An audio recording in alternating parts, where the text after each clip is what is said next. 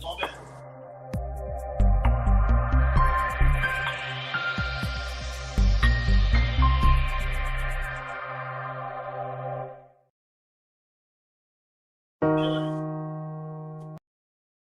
on, Mamon.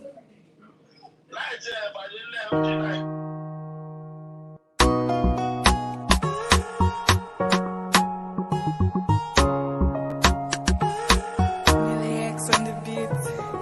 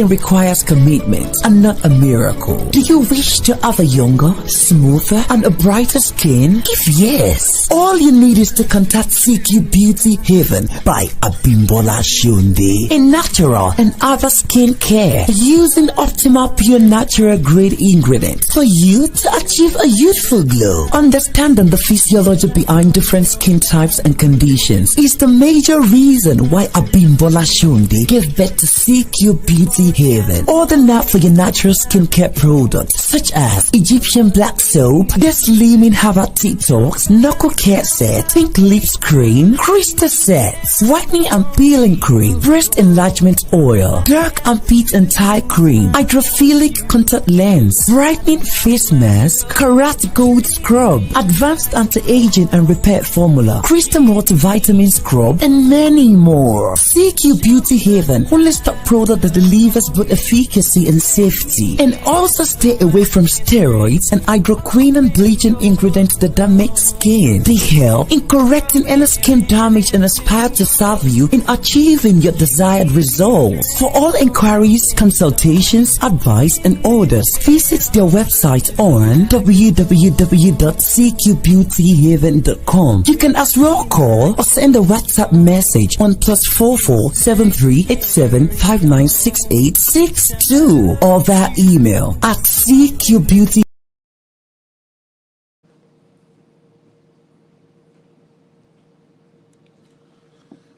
Well, hi everyone. Good evening. How's everyone doing? Good evening, good evening, good evening. Oh, yeah. Hi everyone. Good evening and welcome. Welcome to Chat with the King. My name is Victor King and I'm your host.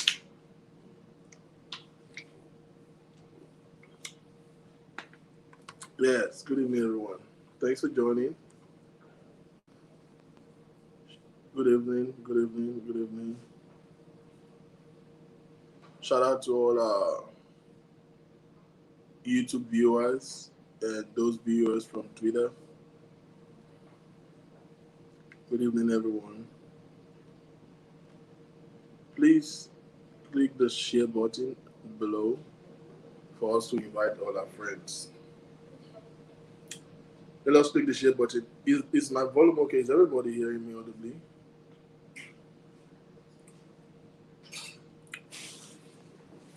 Can we all hear me? I just want to be sure that everyone can hear me. I will go with the volume. Good evening. Please let's click the share button. Let's invite our friends.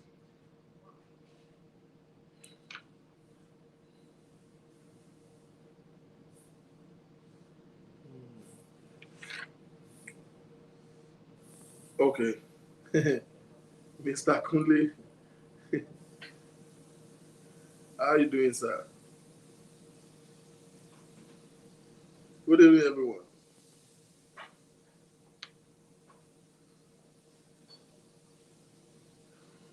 Yeah, it would be a good idea if you can share. Yeah, I've been Bola, I've been our YouTube viewers. Good evening, how are you guys doing? Thank you. YouTube is doing pretty much, pretty great lately. And I want to thank each and every one of you who are, viewing us on YouTube. The YouTube channel is having a sporadic growth, and I'm excited. I'm excited. Right. Welcome to today's chat room. What's in the office?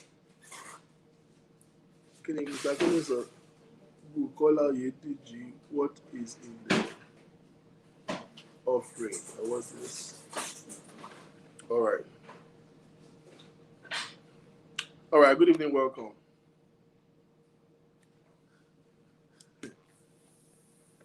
How are you? Yoruba agitation on day, you. Mr. Akole, what's going on with the Amotekun and the Yoruba agitation?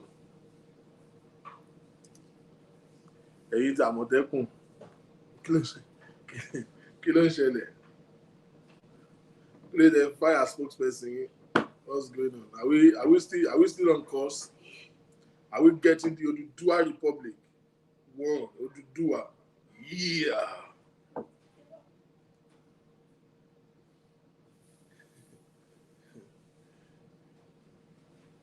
Funmilamoke.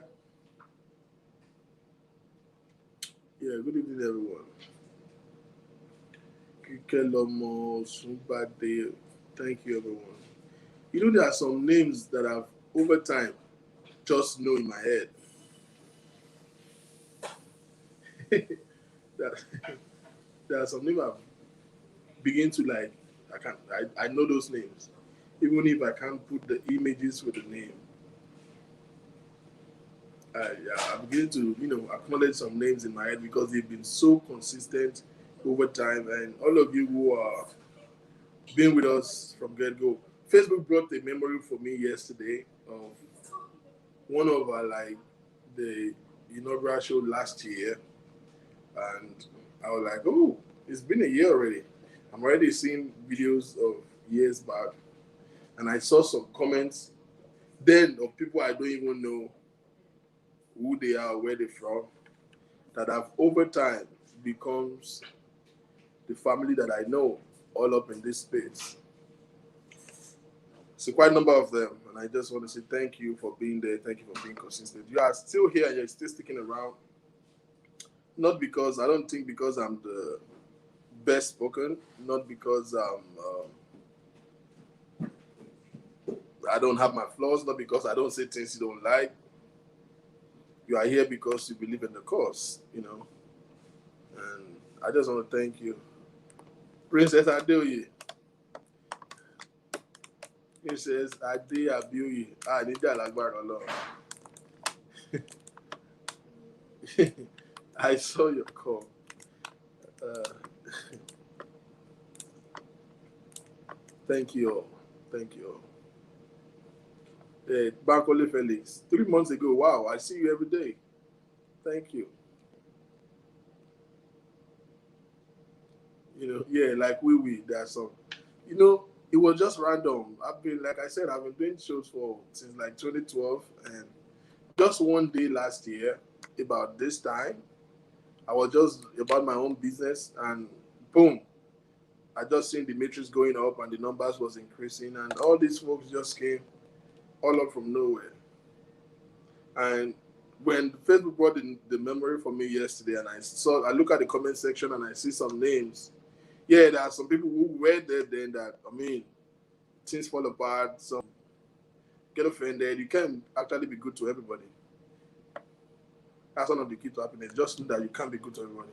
But you see, I see some names and some profile that was from them that I did not even know, that I could not even acknowledge. I'm just like, who are these people? And they are consistently remain, not because I'm 100 with them. Anybody that knows me know that I have small agility. I can be pleasant and I can be a little bit, sometimes, ruthless. And they remain, not because I'm perfect, not because I'm best spoken, not because this is the best show to be. In fact, this is one of the smallest platforms in all of this platform, but you guys just choose to remain and to be consistent, and I do not take that for granted, and I just want to say thank you to each and every one of you.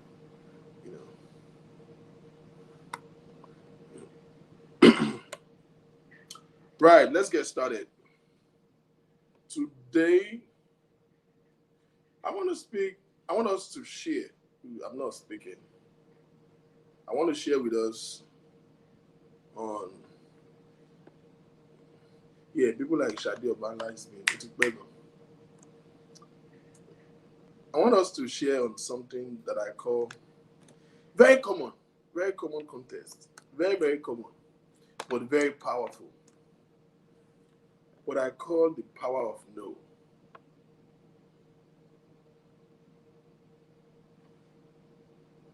The power of mm-mm. One of the most positive word ever that you might just heard so many people teach, preach. We're growing up, tell you to be positive minded. And one of the most common word we use, one of the most common English word is the word yes. Okay. And there's so many companies that use this slogan.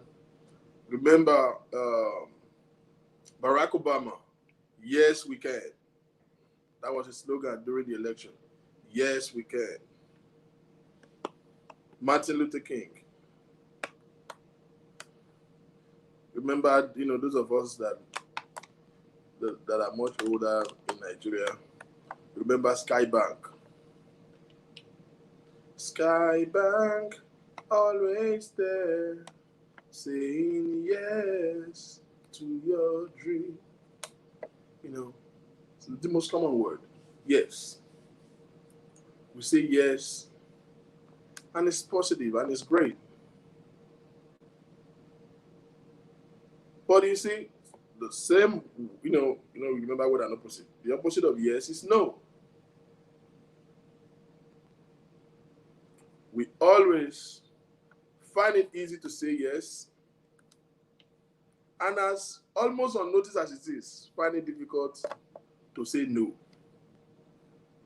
My vision and my goal, why I have to be here, Gloria Cook.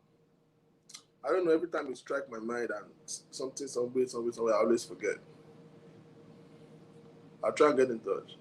I think I missed your call, over the week. Sorry. Lately, I'm getting overwhelmed with, doing so many things at the same time, and I always miss some things. I see so many people, so many missed calls. I don't mean to ignore them or discountenance them. It's just like I'm transiting in between so many things right now, and sometimes it can be overwhelming. Please bear with me. We are working endlessly to be better, personal life,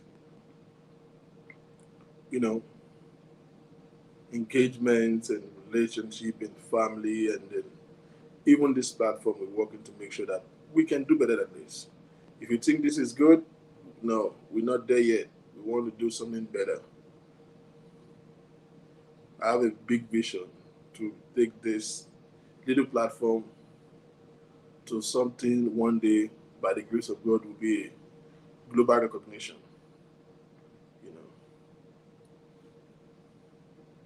We try to adopt technologies. One day, every phone we have Victor King Initiative app on their phone, and you can just stream anytime, anywhere.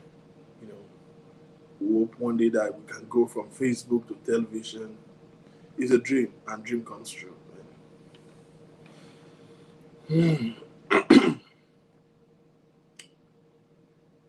The power of no is a continuation from what we had yesterday.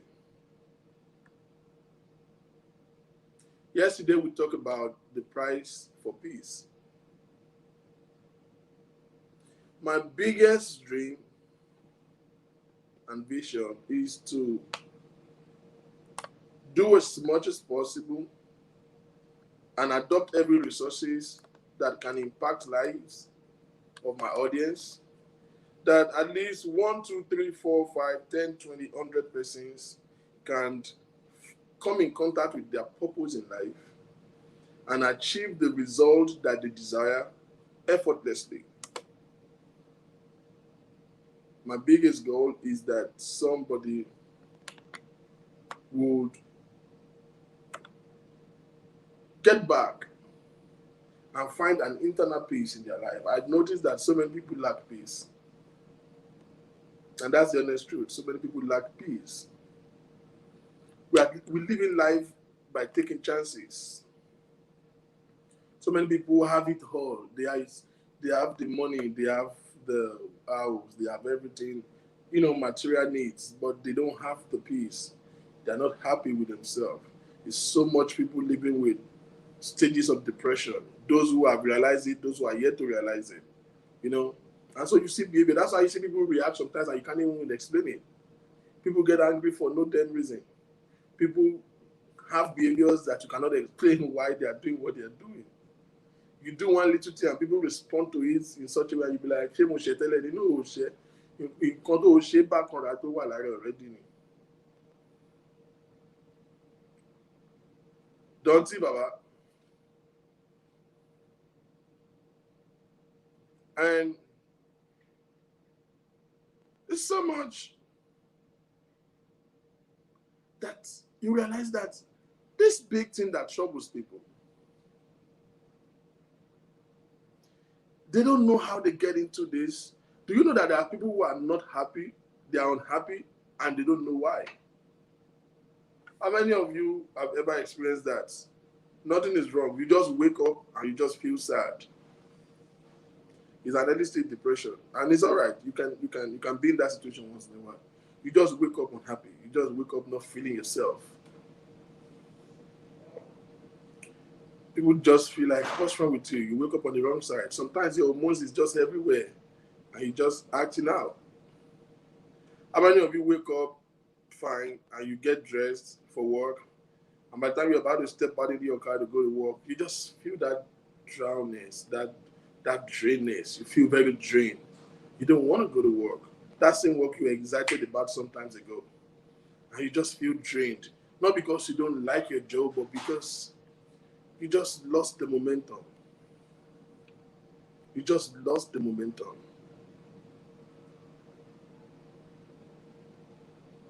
So we talk about knowing the price for peace and paying it yesterday. And then, so today is going to be a continuation of it. And I'm just going to open a thought and then we're going to share together. So it's going to be all inclusive, to be participative. The phone lines are open and you can call in. So we're talking today about the power of no. N-O, no. Mba, rara, oti. Mm-mm. The power of no. It will amaze you to know how much stress just no could save you. It will amaze you to know how much pain and stress the ability to just say no will have saved you. Oh, if only so many people know how to say no, they would have not run into trouble in their life. There are some errors that are irredeemable. There are some errors that are irredeemable. There are some flaws that you might not be able to get away from. There are some flaws that takes time for you to recover from. But you wouldn't get into it if only you have the ability to say no. But it's amazing to find out that it becomes so difficult. 8 out of 10 times we say yes when we mean no. Because listen, it requires so much energy, so much boldness, so much effrontery to say no. And we'll run into so many troubles. We'll run into so many distress and mental stress because we can't just refuse. I want you to understand that saying no does not necessarily result into being rebellious. Saying no does not necessarily result into being uncooperative or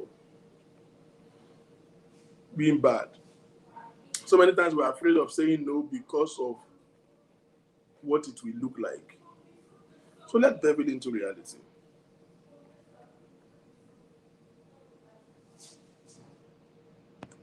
How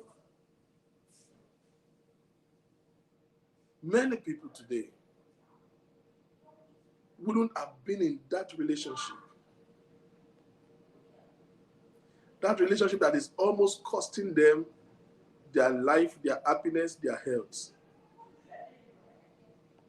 if only they can say no. And I will tell you there are two types of no. There is interpersonal, there is intrapersonal. We will get there.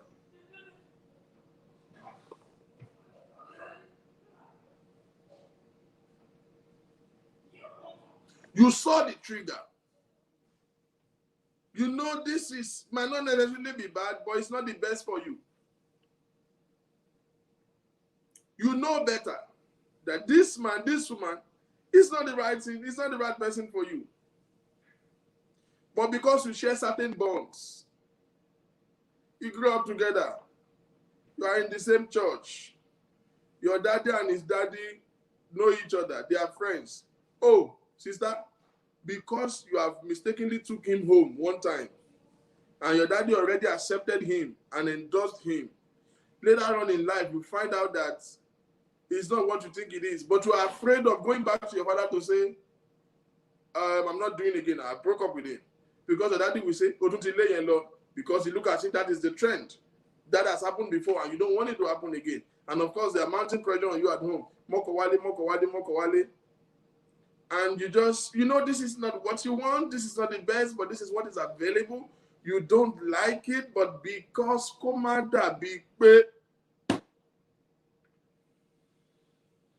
In fact, pastor prayed upon it and they told you that this is your husband. But you know that this is not what you want. No prophecy is as accurate as the one that your instinct delivered to you.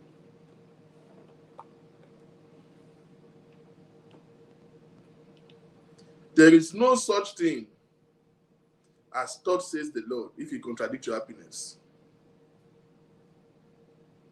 I repeat, there is no such thing as thus says the Lord if it contradicts your happiness.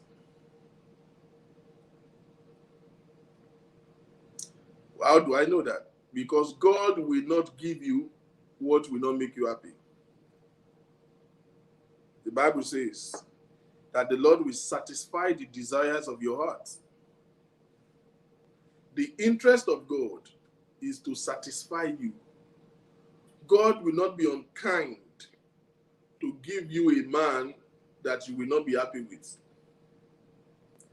You like it light skin, tall, light skin, short. God is not going to give you a dark skin man. You know what you're attracted to. But you have been fooled by religious mediocrity. So you just, or because you are becoming of age, so you subscribe to that mediocrity, knowing fully well that this is not what you want. Or Komada Bigbe. So you walk down the aisle and say yes. Oh Lord, so much trouble that yes has got us into. As much as positive as the word yes is, this word has gotten so many of us into so many trouble. Hear me. That marriage that is toxic now, that is making you cry every night, you are even faking it to your friends and family. They say, how should I daddy in here?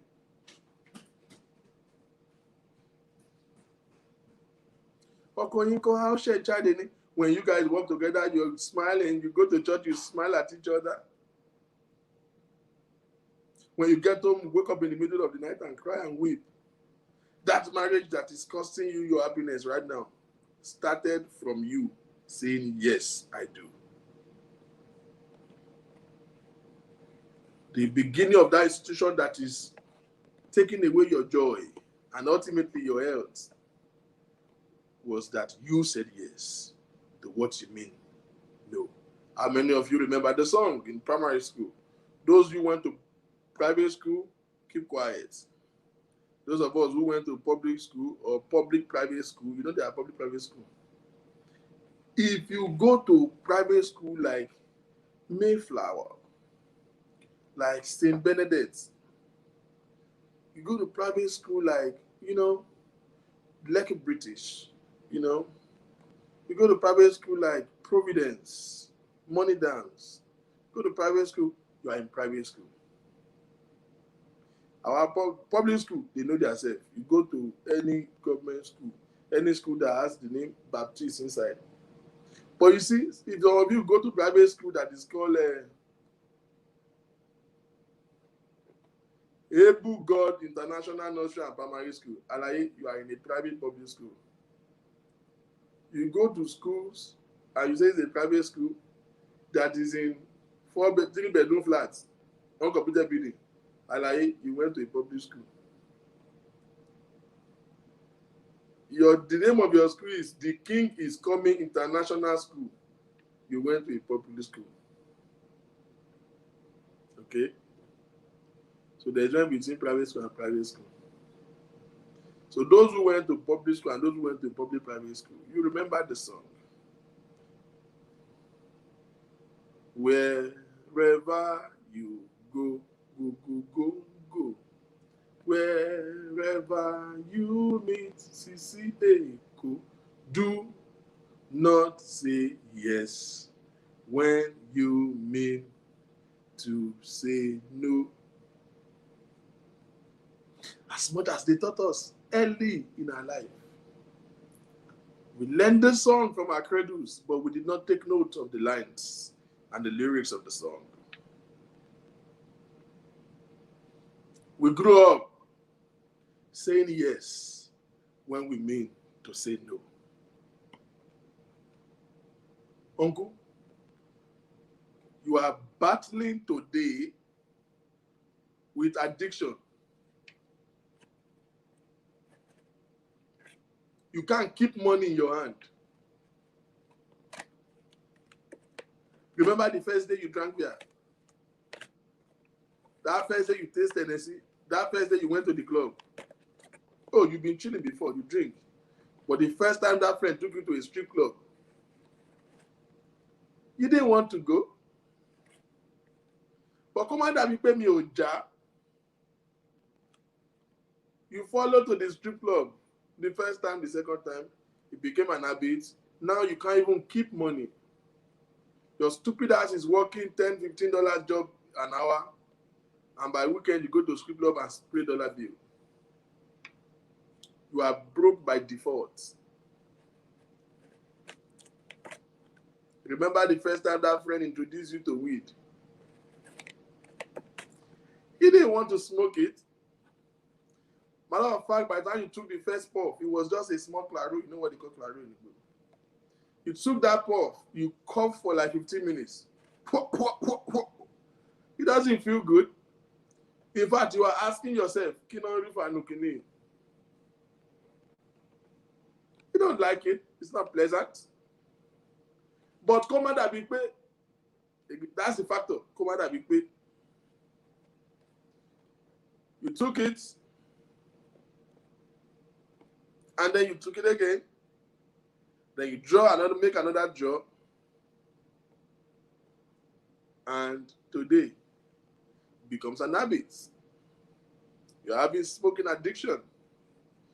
Oti mugbo fela don't delay and leg bear. Every good relationship that has come your way has been tossed away because of your inability to put yourself together. It's almost difficult to meet you without having an impaired judgment.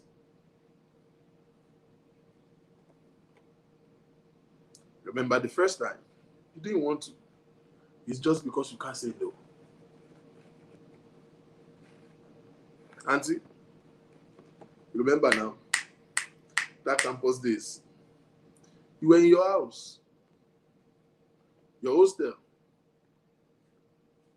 All you needed was small Maggi and little change to buy other ingredients to make your concoction. Oh, you reach out to that neighbor. He gave you, and then by the weekend, he invited you to a party. At the party, he told you he's going to hook you up with this man, he's going to take care of you. And boys here, I want to log on. You didn't want to do it. You didn't even want to go to the party. He gave you that hookup, he told you how much they're going to pay you. You didn't want to do it. You wanted that first day. What did they call it in campus? Runs. And you went out for party with the runs girls. You didn't want to do it. You know fully well what they're doing. But you joined them anyway. Because they were so inviting and convincing. kí ló ń ṣe ẹ́ babe, kí ló fẹ́ máa dúró tì, Kúnlé ló fẹ́ máa fẹ́, ọmọ fún àwọn campus, ọmọ ìwọ 100, ọmọ fún 100 level òṣì, ọlọ́mọ ìwọ bó ṣe fine, wo figure, kémi nínú bọ́dì tó ní ìlàsán, wo jẹ́ kó tọ́jú ẹ, wo babe, bójú jàre, kí nìkan. So kó má dàbí pé you followed. O ṣe runs. Tó bá ń pín awọ́dùn Grammy fún olóṣó, ó yẹ kó ti gbà tó 3. Beyonce ò ní gba Grammy tó yẹ tó àgbóṣó náà fi ń gba Grammy.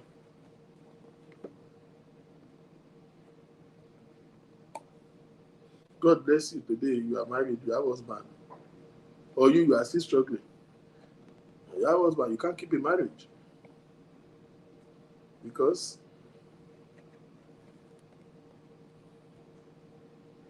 Oko kan ò ká bọ́dì mọ́.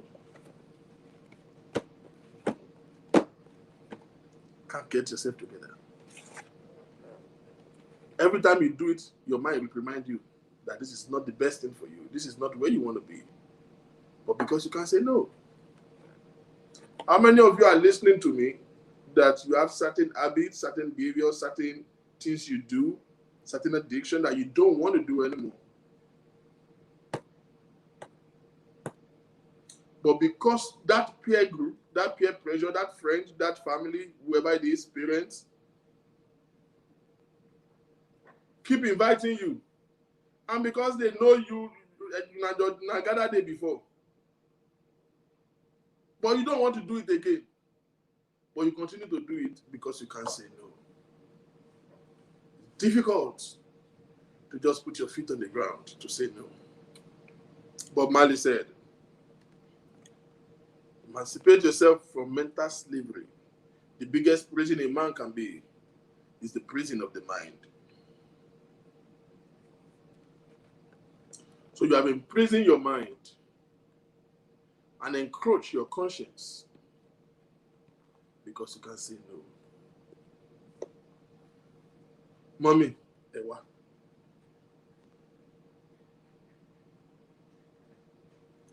Partying.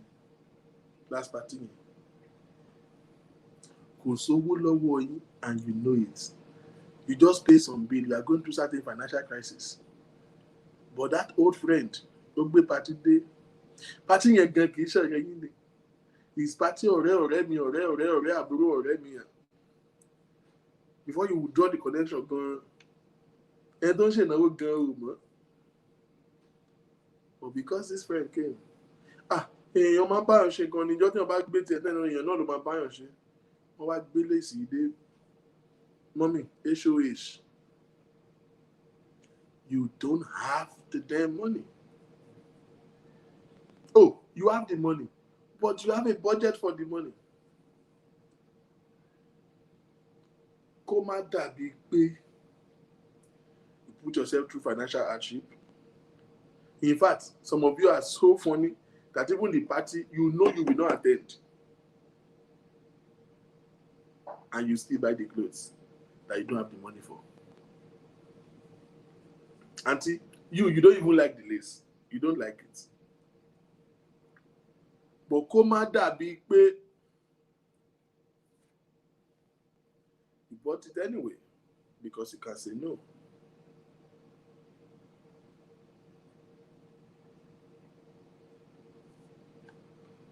Wọ́n máa ṣọ pàtí yẹn. Gèlè velvet ló mú. Gèlè velvet tẹ ní sílé mọ́mì. Á tó 5. So common sense could have just picked one from what you have. You don't see a need to buy another one. Because in fact, you have that shade. But kó má dàbí pé you bought it anyway. Because you can say no.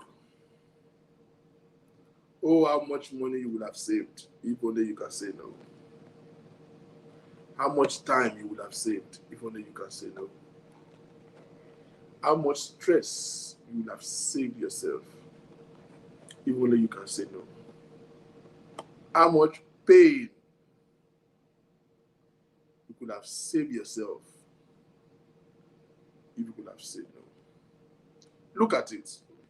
I want you to reflect on one thing that is happening to you right now that you don't like. I want you to reflect on one situation in your life right now that you are really praying about for God to change. One mess you have put yourself, one mistake that you think you have made.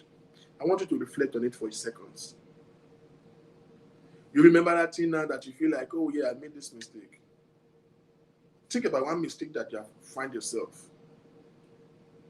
Maybe you have, or you just find yourself in this mess. I want you to reflect on it for a minute. That one. Now, do you remember when that thing was happening and you're about to make that decision? Something tells you, your instinct tells you that this is not a good idea.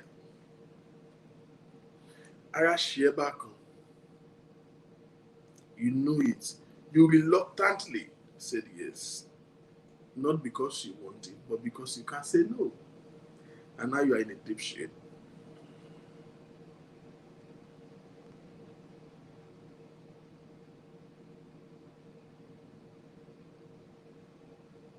Many times, many moments, many times,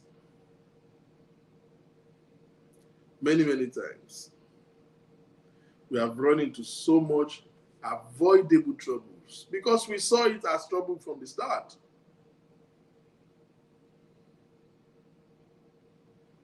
But Komada Bipe, we said no. Let me tell you something about toxic relationship. Some of you listening to me now who are possibly in an abusive relationship or some toxic, volatile relationship.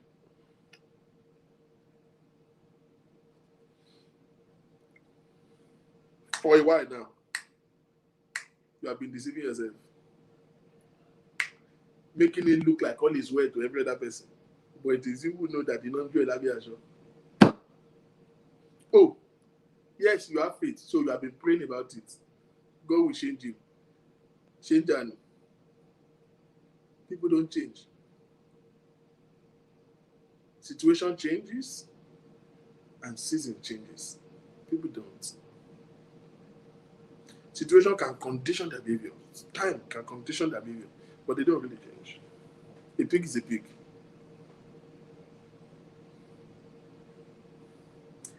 You've remained in that hostile situation, in that relationship, in that marriage. Lójú ẹ̀mí ẹ̀ báyìí, you are about to go and do the wedding that you know that it will not end well. You were going. I had a story recently of a lady who was planning to get married to a guy, and in the cost of wedding plan, as in they were going to shop for things they will use for their wedding, and they were at the mall shopping, and then they did two argument of, oh, I want to go. Then I said, no, we've had enough. Let's go. Don't go there now. Let's go. And she yelled on this lady so profusely. This is at the maybe 2 days or 3 days to the wedding.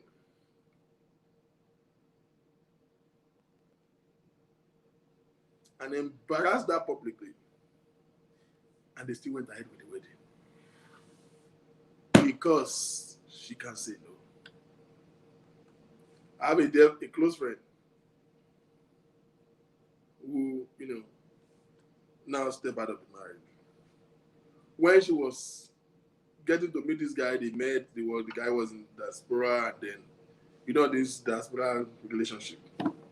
The guy came back to Nigeria, and as at that first coming back will be their first physical meeting, and that is the time they are planning the wedding.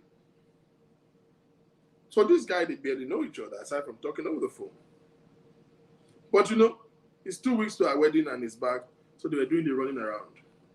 Within that 2 weeks to the wedding day, this guy beat this girl black and blue 3 times. 3 good times. In fact, one of those 3 times was a slap on her face in her own father's house. Ladies and gentlemen, they still went ahead with the wedding. Just because you can say no.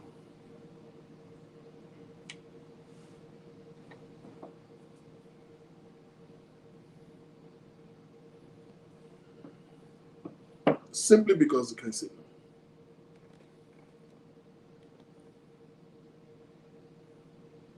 Of course, some of you are here. Ó ti gba àwẹ̀, ó ti wàá gba àwẹ̀ lójú ọ̀sán, wàá sunkún lálẹ́, ó sùn lọ́sàn-án, ó sùn lóru. Ọrùn ẹ ti gùn. Your life was better when you were single than now that you are married. But you remain. You are waiting for your life to end there. But you see, you are hoping God will change it. You are praying everywhere, all the prayer mountain, all the prayer pastors. You are hoping that things will change. You are hoping, I've once been in your shoe. You are hoping that things will change. You are hoping that you guys will get it together.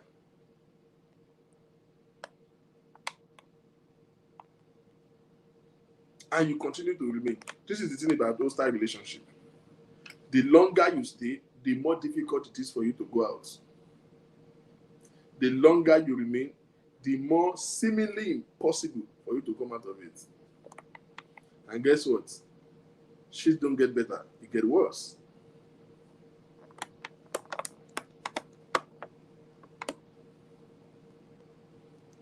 They already diagnosed you of high blood pressure.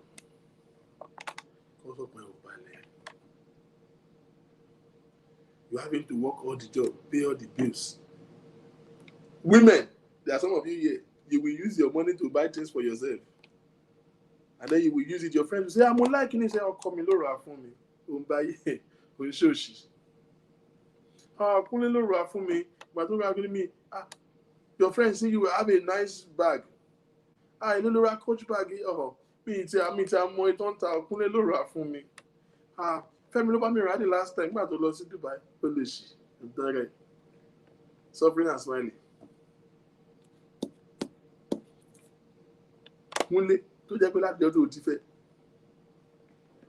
kò rí ra Victoria's Secret ẹyẹ kan báyìí fún ilé ayé ẹ̀ bra ó mọ̀ ọ̀bọ kò mọ̀ rà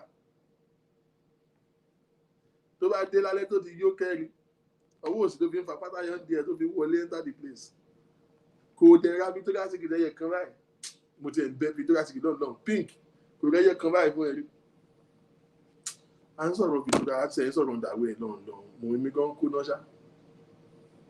Kò délé rí kó mú gálà wálé fún ẹ gálà. I know so many ladies that buy ring to engage themselves. You go and save money. You went to buy ring, put it in your finger, and to engage. He did not engage you, and you know.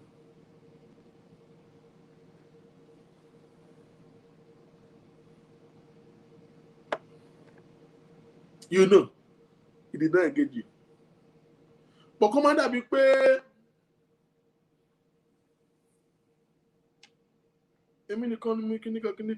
because you want to look good among your friends, you want to meet up, and you still went ahead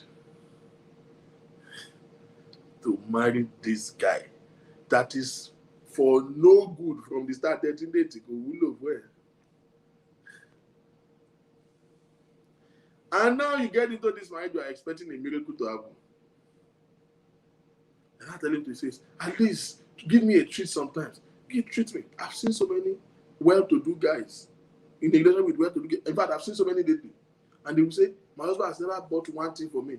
In 6 years, man, I'm like, every time I hear some very horrible stories now, I'm like, Victor, you're a good man. I beat my chest every day. I cannot swallow saliva sometimes when I hear some stories of women furnishing their boyfriend and then it become a husband furnishing and the man never take a thought. See, hear me, let's take a little digression. Any man that tells you that it's all about money, all this game, are you after my money? Are you here because of this thing?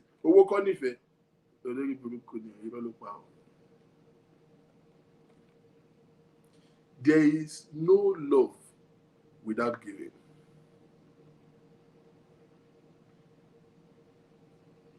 Do you hear that? There is no love without giving. Or let me rephrase. There is no love without sharing. It doesn't have to be monetary or material things, but material things is an evidence of affection. You give so many things. A man is adding no value to you. He has never thought of Abba. I've had some people say, "Oh, come here, baby, daddy," and I'm like, "And you think you are married? No, you are not married. You are squatting, or you are probably a slave in his house."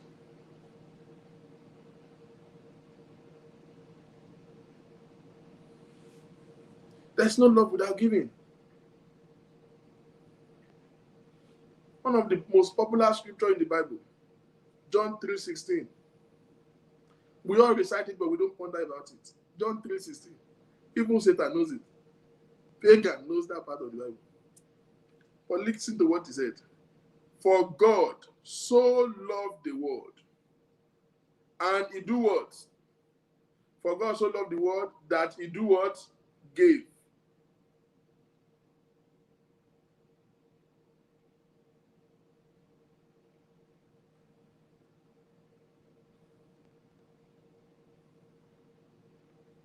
For God so loved the world that he gave his only begotten son. Now, look at it. That scripture says, for God so, you see the word so. He's saying, it's explaining the magnanimity, the strata of love that God has for mankind. But to explain the magnitude of his love, he said that he gave. He loved it so much that he gave. Let no man profess love to you without giving to you. Is the first sign of falsehood. Hey, auntie, don't be too excited. It's all the way around.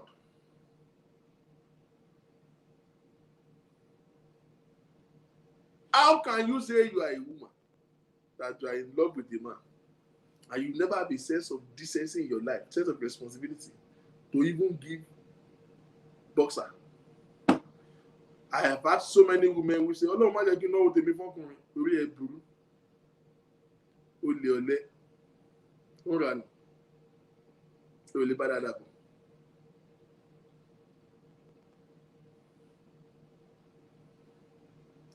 Iṣẹ́ èyí obìnrin tí ṣe ń bájà ló máa ń sọ̀rọ̀ bẹ́ẹ̀. That mindset is a poor mindset.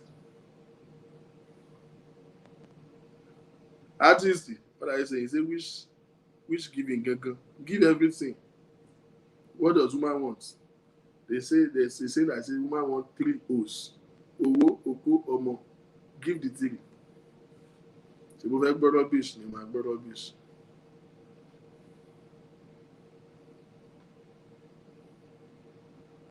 Give what they give you.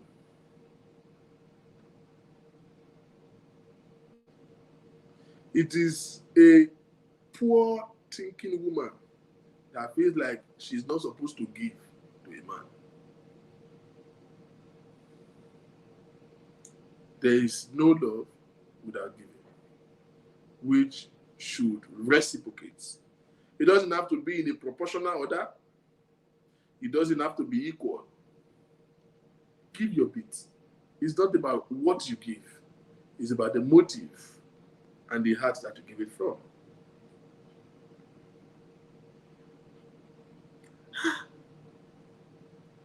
You are in a whole long relationship that leads to marriage. In the whole dating, nothing.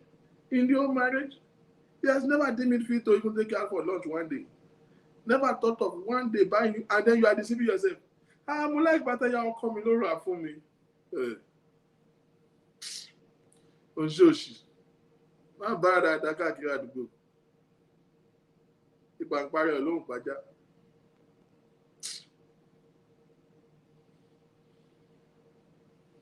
You insulate so much pain and disappointment in your heart because you can't say no. Why is it difficult for us to say no? Why is it so difficult for us to say no? I'm going somewhere. You see, yesterday, I told you today is the continuation of yesterday. Why is it so difficult for us to say no? that we prefer to get into so much stress, so much pain, so much trouble, so much displeasure, simply because we do not want to say no.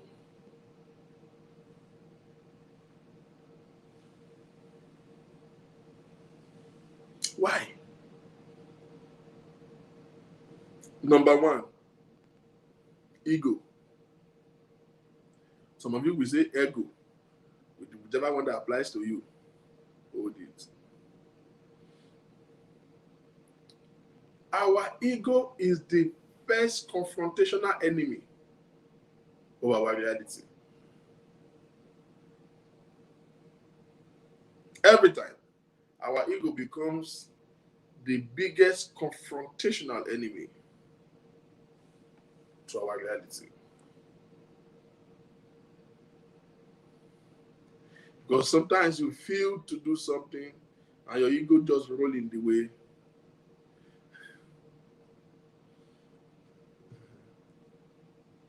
You see that statement of command that we pay? Ego ni. Ó ra aṣọ tápá ẹ̀ ò ká. Ẹlòmíì inú yín ilé ìsìn tó rà fún patí. Ìjọ tó bá ti wọ̀ fún patí yẹn ló wọ̀ mọ́ last. Ìjọ tó bá ti rà bọ́ yẹn ló wọ̀ mọ́ last. Kò wúlò fún, kò fẹ́, kò like ẹ̀. But kó má dàbí pé it's your ego that is pushing your life around. Auntie, with your rubber size, beautiful. Everybody know I love big women, so I'm not body shaming anybody. But with your rubber size, with your bang bang, kiki and bam bam, okay, shokuri, it's a leg being. But you have a friend that looks like one. Ọ̀rẹ́ big pankere, you wanna be Iroko tree, Monsanto that cannot be moved. Wọ́n wá máa ṣọ pàtí, ó wá ní kẹ́ẹ̀bí rán style kan náà. Òpònú ààrẹ, ó like style yẹn o. He didn't like it. And you say, this one I don't like it, kò ní look good at me. But she convinced you and trigger you. Mumu, you know in your mind that thing will not look good on you. You know. But you still went ahead and saw it. And saw it with your leper friend. Ẹ wá jọ wọ̀ lọ party. Yo. Wọ́n wá ń to láì gba nọ́mbà tiẹ̀. Ìwọ dàbí PA. She came out stunning and looking all glamorous. And you came out there like, wọ́n dàbí pure water tó ti jù lẹ́gbẹ̀ẹ́. Torí dome. You know the Osha that discovered Yara Mary? How many of you have seen the movie Figurine? Torí bí Yara Mary? Because gbogbo ẹ̀ ò tiẹ̀ báyìí lára mo gan agágá ni. You have just denied yourself comfort, happiness, and an opportunity to look elegant in your skin. Because you can say no. Now, your ego is the biggest enemy to your reality. Uncle, auntie, you are working job 1, job 2, weekend, you will do another also. On the side, you are selling Tokumboka, and this one you are doing. Jack of all trades, master of none. You are doing everything to make money. You have a fine bed in your bedroom. When last did you sleep there? When last did you lay on that bed?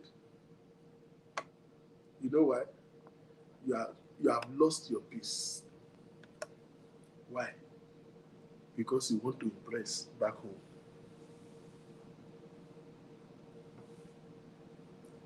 Bola called you. Bisi called you. Yemi called you. Uncle Femi called you. Your immediate brother. Your auntie's son. And then your uncle's cousin.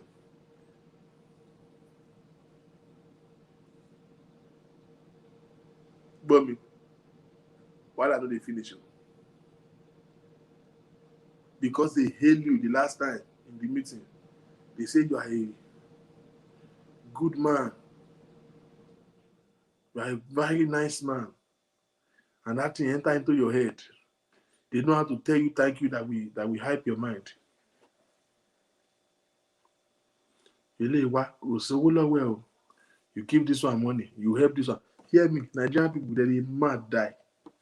You see people you are sending money to that you are becoming restless in your own. And but that London and America.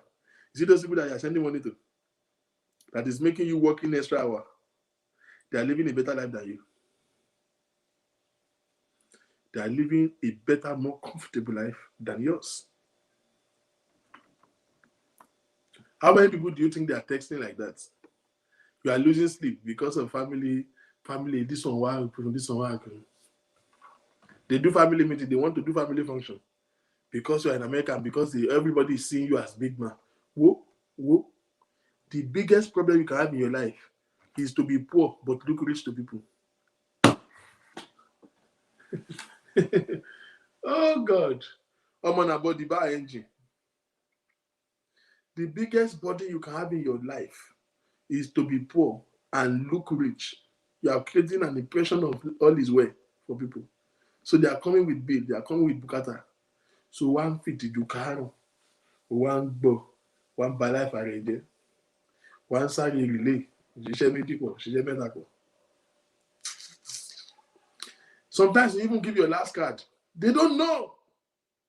They will still come and complain that you didn't give enough. You have lost your peace because you can't say no. All of you in diaspora, you know what I'm talking about. Sometimes I'm not even in a good mood. Sometimes you have a bill that is frightening. This is America. You don't pay mortgage 1 month, your heart will be racing like a... And you are in the middle of that, catching up. In fact, you have not even worked for the last 2 months. They don't care about you. They don't know. How many of you have friends and family that you don't ever see their call for nothing? They will never call you to just say, I'm just calling to check up with you. How are you doing? How is children? How is family? You know for sure when you see their call, something is happening or something has happened or something is about to happen. And whatever happens, always send the money. You know.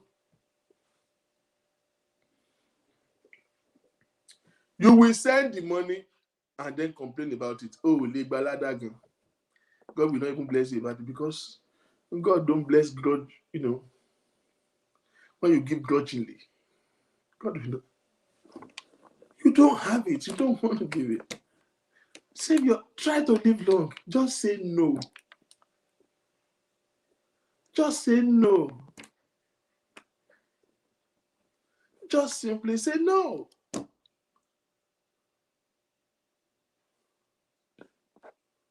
Someone said, if you don't grow your money to the point of being wealthy because you are helping everyone, you will soon get to the level of people you are helping. Very correct.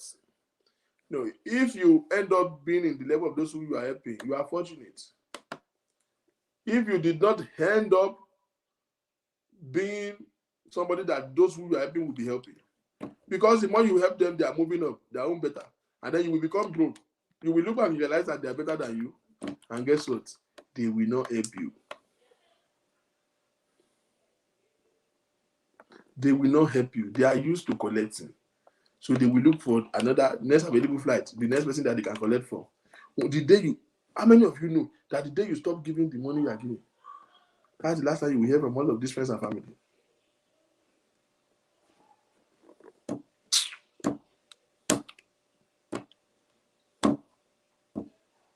I can't tell you what to give or how to give or the percentage to give. Let your instincts and the Spirit of God in you lead you aright. But you can't say yes to every goddamn body. You can't say yes to every request. Hear me. They might act out. They might make attitude when you say no. Trust me. They will come back to you. Trust me. They will understand later. Sometimes you just have to take a very erroneous step to just say no to certain things. You will look mean. Don't worry about it. But they will understand better later. If you look as if you are wicked, don't worry about it. You are not the only target. You are targeting somebody else. Hear me, Mr. Darusha. And you are not giving because it's not because you are nice. It's because you are not giving it willingly. Hello? You are not giving it willingly. You don't want to give it. You complain about it. You are working your ass out to make this money. You tell all your friends about your family stressing you out. You don't want to give it. But you are giving it because your ego is in line. Your ego is messing you up. It's because you can't just say no. That's why you're giving it. You didn't give it because you are nice. You're giving it because you can't refuse them. It's a level of discipline to be able to say, no, I'm not doing it. It takes a level of discipline to get to that growth to say, no. Let me help some of you who are already worked out and worn out with people who drain you, but you still find it difficult to say no to. So guess what you did? You blocked them on your phone. You now block them. You have blocked this. Some of you are listening to me now. Your block list are to 400. Your block list is more than your phone book. You are living in prison. By principle, I don't block anybody. Not anymore. Did I understand these things? It's a level of maturity that you have to train yourself. I don't block anybody. On my phone, it is me that will still hide from you. No. You see that I should not come to my phone in the first place. You should not come here. Just say no. If I don't want to continue to have a conversation with you, if you like, send 150,000 messages at one time. Like this. Èmi bàjẹ́ màá tún open ẹ̀ màá kà wá rí pé mo kà mí ìkànnì down. As long as I've given you the first response and I've just tell you that no, and they know you don't like it. People contest no. Don't make mistake. They will always contest it. They will always contest it. Màá jẹ́ kó mo gé mo rí mo kà mo ti respond sí ẹ kò tẹ́ lọ́rùn fẹ́ máa wàásù fẹ́ máa sọ fún pẹ́jà ló wà ní sandin ọmọ ẹ̀ṣẹ̀ stick ló máa ń ṣe wáyé obìnrin ló bá ní bọ́m̀bọ̀m. So all those stories. I'll just be looking at you like this. I'll be reading the message.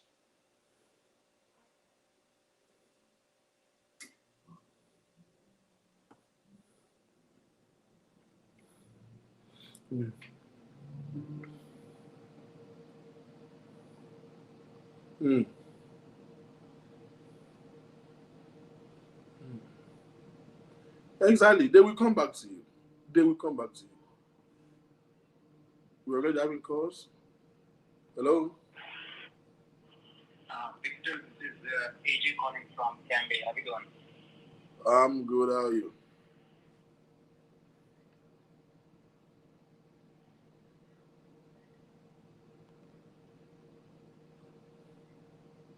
Yes, I am.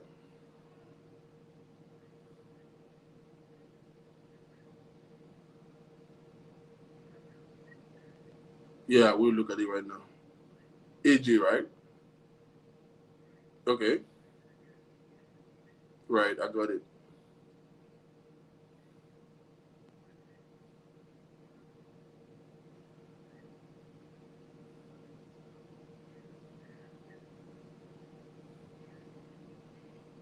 Okay. Yeah. Okay.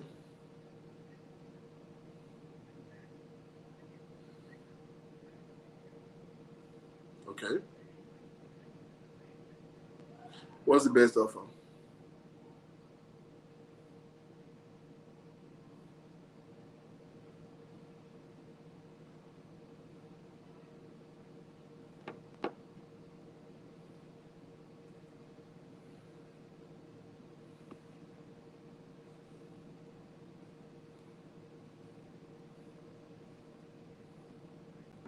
I'm introducing to you Quantum Estate in Igbobo, Ikorodu. Here we have the Nigeria's first 100% green estate. We are 100% green estate because we build with bricks and we're not connected to NEPA in any way. As you can see, we used natural materials for all our construction. This is brick made with earth materials. It is fireproof, bulletproof, and it's 3 times stronger than the conventional brick you see out there. You can actually check this out.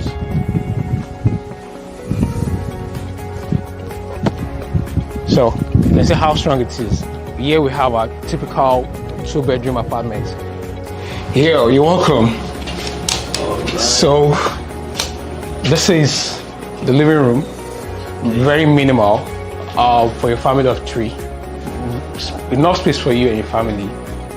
What else do you have for? And we have a living room, kitchen.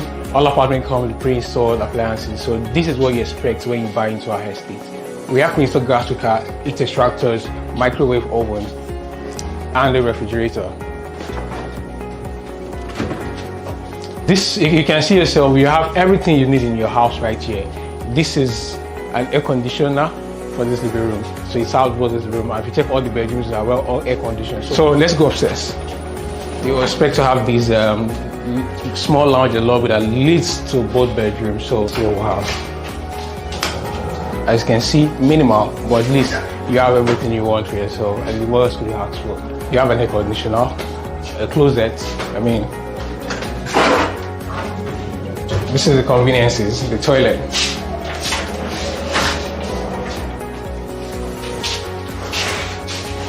Yeah, so this is the second bedroom. Enough space for you. I mean, conducive, cool, even without the air conditioner on. And this is a very hot afternoon in Lagos.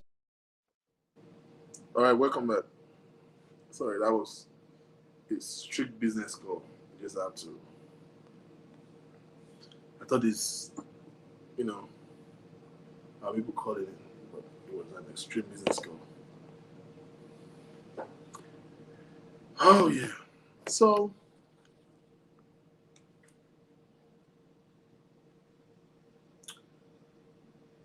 you traded your happiness for trying to meet up because your ego is in line.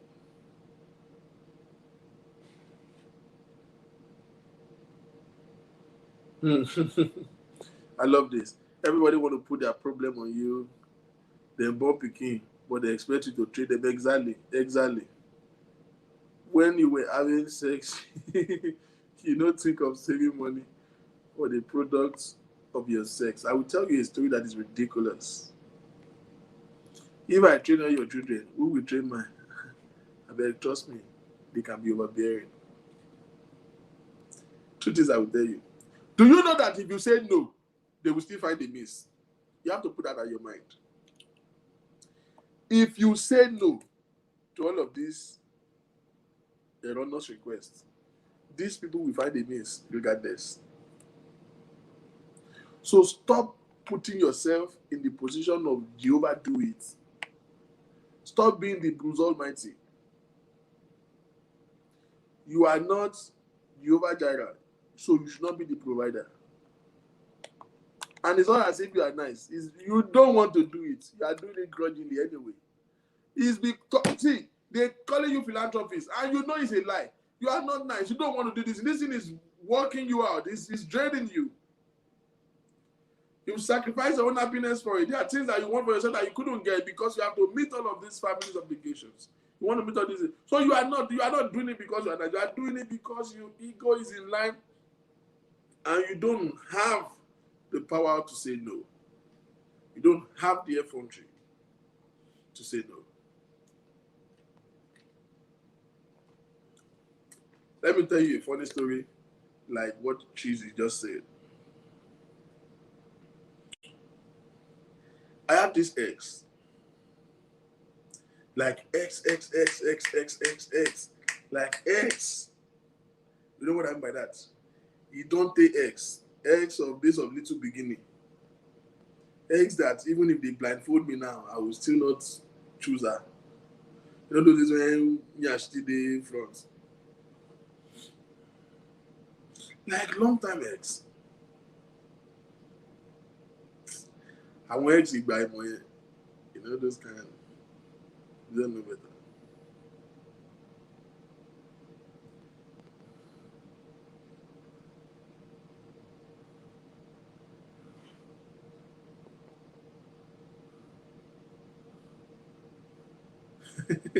I like this. If you say that, if you go around helping everyone, trying to prove you are El Shaddai, you will soon find out that you are I Shaddai. I like that. I like that. You will kill yourself over people who don't give a shit about you. So I have this ex. Long time ago. And you know with this in Nigeria, when you travel abroad, the news on your behalf travel different places with you. This girl, I don't even have her on my social media. That's how long it has been. So probably by proxy or by hook or crook, you probably find out that Victor is in America now, he lives in America. And you know, to people in Nigeria, that is like automatic prosperity. You are in abroad, you have money. Well, amen. That's what we pray for. So one day I saw this girl send me a friend request. First of all, she used to be on my Facebook. So definitely she must have blocked me one time that I did not know, because I did not know that she's not on my Facebook again. So when I saw the friend request, I'm like, this girl, if I want to baby, why is she sending me another request? So I first of all went to my account and searched for her name. I could not find her. I'm like, oh, she probably blocked me one time that I was not even aware of. You know, stuff like that. When you see people that you know that they are your friend list, just suddenly you send you a friend request. So you should know that I blocked you one time and you're just not aware of it. So I saw how she sent me a friend request, and as a good Christian, I don't hold anything against anybody. I accepted it. And then she chatted me up. Hey, what's up? Hi, how you doing? Long time. How you doing? You need to come. Of course, I don't see her, but I've heard stories about her. I know she's married with kids and all of that. So I'm like, oh, what's up? How is your husband? How are the kids? And then I'm like, hey, how many kids you got now? She said 3. And she's pregnant for the 4th one. I'm like, who? Your husband is a sharpshooter. He said, man, hello, Jare, kiniko. Now, as a man, when your ex begin to talk about when you guys were dating, just know that something is about to happen. She's a own bad rubbish bone. Because you see, the days are gone. There's no reason we should even talk about it. They just want to talk about, romantic by Victor, if you should have been the father of this children. I'm like, no, I'm not supposed to be the father of this children. Like, if these are not supposed to be my children, they can't be this. You know, I was just making jokes. I was like, they can't be this ugly if I'm their father. I wasn't serious. I was just laughing about it. We had a little chit chat, and that was it. By the weekend, she sent me a very long epistle. Long. You know those messages that you wake up 5 a.m. to read, and you have to scroll like this. I was like, kilo shele. And it was all about how life is hard, and the husband lost his job, and this and that, and they're living in one room with 3 children, and they have not even been able to make the rent, and this and that, and trying to get another place because she's expecting another baby, and so that they can get at least a 2-bedroom apartment that can contain all of them, because they are in a room and parlor house now. And I'm like, this girl used to be the wave of the moment then. God damn it. How did you end up with such a woman? I say you can't say that, you can't join. Life happens. So I was feeling the whole God will bless you. All of a sudden, this guy comes to pray. Women, when they want to psych you, they can pray for a living. God will bless you. You know, you have always, all of a sudden, I've always known you are special. I've always known you will get there. God will bless you. I know you have a good heart. I know you now. You are very good. You have a large heart. Ọ̀gbẹ́ni, ṣé wọ́n ló mẹ́ ìwọ ó fi tẹ́pùrù sí àtì mi ní tó fi mọ̀ pé large? Ṣé o measure àtì mi? I read the whole epistle. So you say, in a 2-room and parlor, you want to get a 2-bedroom, and you need money from me to rent a house for you, living with another man, and has popped 3 babies out of him. It was looking weird to me because my nigga instinct always kicking. But I show you, you left me to go and do Yahweh man. You went to be with another man, and now you have to pay the rent. How will it? Because for me, I'm a man. As a man, I'm thinking. Imagine if I'm in position of the husband. So what will she tell me? Will you go and raise money from another man to pay my rent? Could add up. So it wasn't looking right to me. But when she later called me, now that day, this girl called me. I'm not exaggerating now. At least more than 25 times. Lord Jesus. I had to pick the call and I said, hey, listen, calm down. My work. We'll talk about this later. So when we eventually talk, she started going, all this pity, and this, that. And she told me about, oh yes, the husband is going through a lot. I'm like, but how will your husband feel? That is one ex that is paying your rent. He said he has explained to the husband. And in fact, the husband goes up when he used to talk about, I used to talk about you a lot to my husband. My husband know you. Victor. I laugh. So even if the husband was saying that, you can ask this your friend, maybe. I laugh.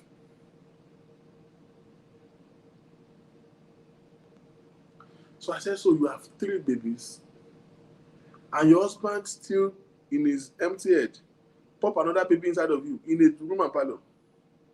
What is your plan? Because you see, my question is, what if you don't get to see me on Facebook? You are almost 9 months pregnant, no plan for nothing. I mean, I told her some rubbish, but you see, I'm Victor King. I can't close my eyes to people's need. So the accommodation that she was looking to get was 250,000, and I gave 150. Please follow this funny story. 150. Oh, she was blown off.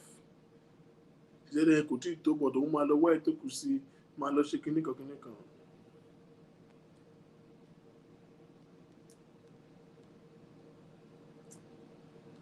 I didn't like it, but I'm not ready to use my money for another nigga sleeping with one girl. I don't have a beef for her. I don't like her, but I don't like them like that. It's not my money. But I just let it happen. And she went about her way.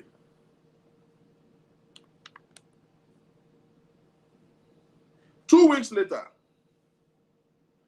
just 2 weeks later, this girl sent me a text and said, oh, she gave birth to a bouncing baby girl. As a good Christian, I was happy for her. And I'm like, oh yeah, thank God. This, that, this. I'm so happy for you. It's freezing right now. I'm so happy for you. Wow. Congratulations, no. Thank God for safe delivery. 2 days after that, she sent me a text and she said, and I'm like, yeah, what's up now? When are you leaving the hospital? Are you home now? And all of that. And then she said, oh yeah, in fact, it is the money that you gave us that my husband had to use for the hospital bill. You asked me money for damn rent. Now you're using it for hospital bill. So what's happening to you? I say, they are hoping that they will be able to raise something and then get the house. What you told me was that you have a state of emergency. In fact, the landlord is almost chasing you out in this one room and you are looking to just move ASAP. So now you are not moving again. I didn't want to fuss about it. If I don't give you money, I don't give you money. Anything you like, use and do. Now a problem. Oh, shall I buy me love? 2 days before the naming ceremony, this guy sent me another long message.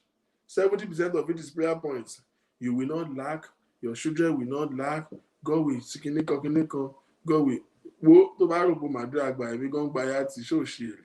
You can't dead me with, you can't bubble me with all those kind of nonsense. was a long prayer point. And the whole context of the message was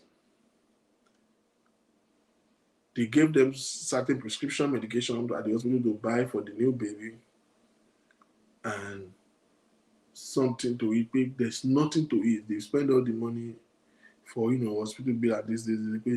Kò sí nǹkan tó wù máa jẹ, kò dẹ̀ sí nǹkan tó wù máa wọ̀ fún chastening, naming ceremony. And in fact, the rest of the kids are even starving. And particularly, she just need money to buy medication for this new baby. And it's 30,000. I was like, 9 months is not a mistake. 9 months, not a mistake. You can't have a pregnant woman for 9 months without a plan. You don't have any money to do hospital delivery. Is that an accident? And now you don't have any money. This baby don't even have a clothes to wear. This guy said to me, baby needs. It is 2 days to the chastening. So I sent 30,000 to say, well, I don't care what happens to you, but for the life of this new baby, go and buy the medication. So I gave her another 30,000. This is within the span of a month. Can somebody please guess what happened next? This is the worst thing I've seen in my entire life. The most embarrassing request in my entire life. Can you please guess what happened next? This will shock you. Can somebody help me guess what could possibly happen next?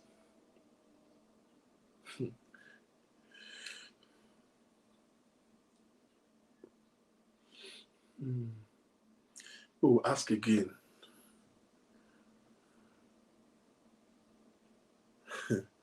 I wish she had asked again.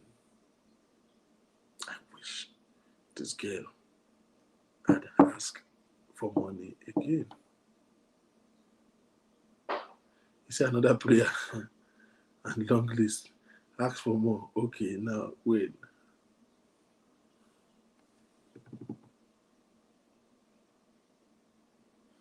Guess what happened? I woke up about a week or two to this chastening. So the baby will be about 1 month, 2 months old already. And then I have this long message again. And for some reason, he always comes to me early hours of the day, like 4 a.m., 5 a.m. in the morning. Long message.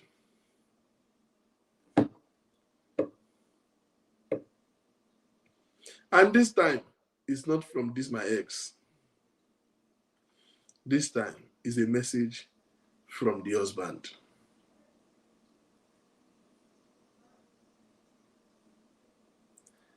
Message from the husband.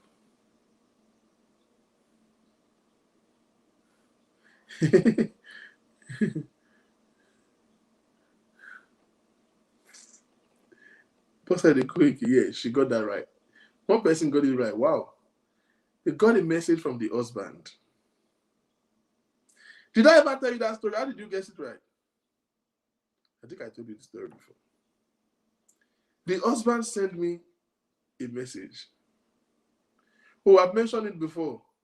Oh, okay. I got a message from the husband that says, oh, thank you very much for what I've been doing for my wife. You are such a good man. He told me so much about you. I just feel like I should talk to you. I want to start my new business, and I just need help. And this nigga started telling me how much things are hard and how things are not cool, and this. And then he needs me to help him raise 400,000 to have a business so that I can keep the family together. I'm like, what the hell?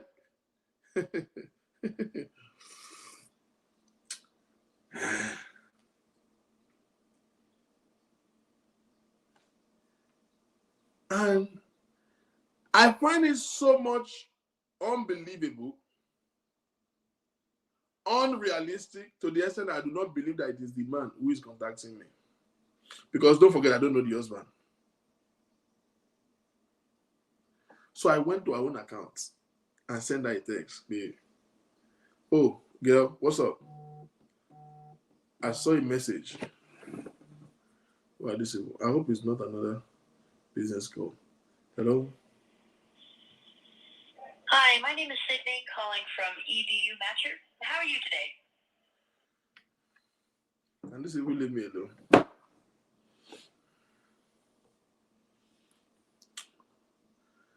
I went to the girl's Facebook and sent her a text. Yeah, girl, what's up? I got a message.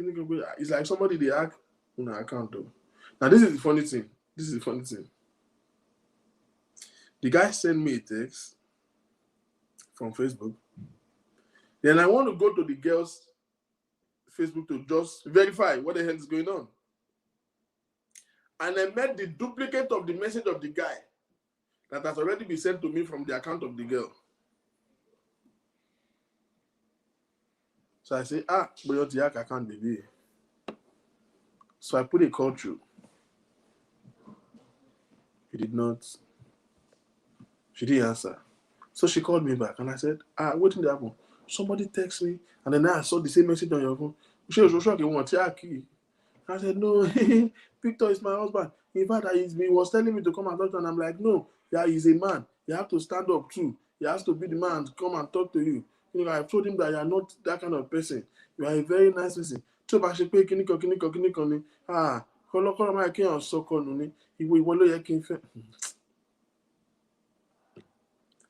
I am praying that one day, maybe Samsung or Apple, they will do a phone where when you are making calls with people, you can pull them out and slap them and put them back inside the phone.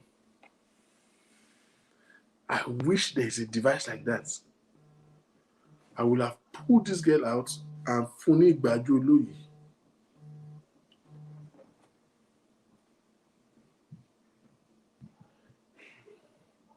Hello?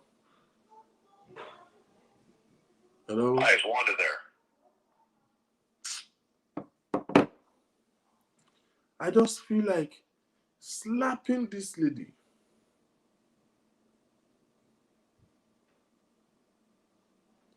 But you see, I'm very porous when I get angry. I can be very, very, I trained myself over time growing up to be silent when I am angry. So if you're upsetting me, I will just be quiet. If you hear me talk, it's because I'm not upset. If you're having an argument and I'm responding to you, I'm not upset. I'm just trying to make you realize something.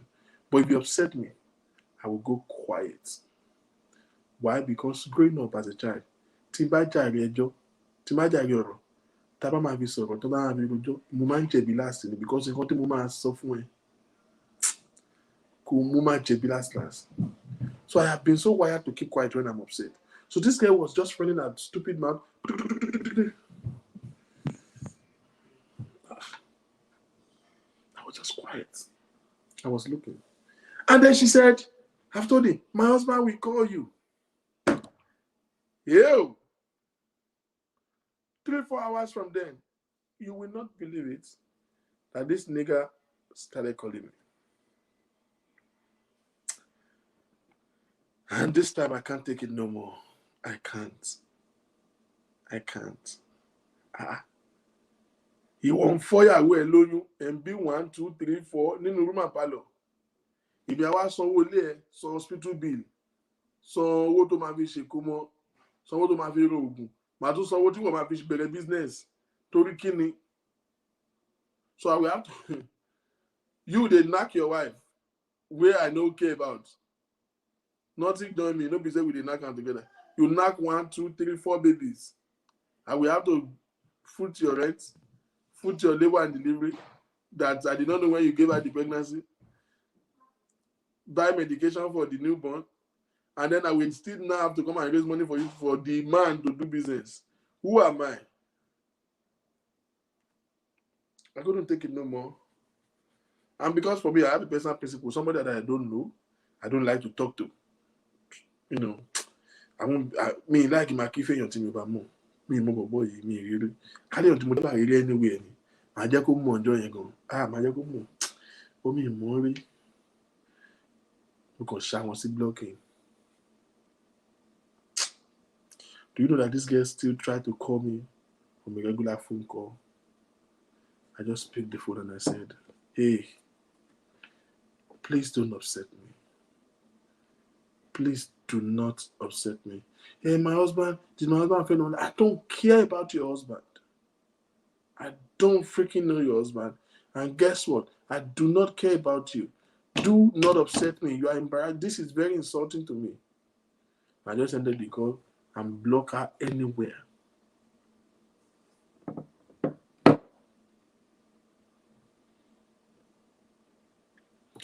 You think that you are giving to these people, that your giving will ever be enough. You lied. You will never give enough. He said, similar to my story, the last straw for me was giving someone 200,000 and we agreed on what she would do with it. She called after 2 months to say she finished it on feeding. That's how they are. You will send these people money and you will still be the one that will call them back to ask them if they have gotten their alerts. That's the height of your responsibility. They have been calling you 5 times a day. You will be at work, they will not let you rest. You will go, you will sleep. They don't have a sense of time difference. You are sleeping in your house, they are buzzing your phone. And then you send them money eventually.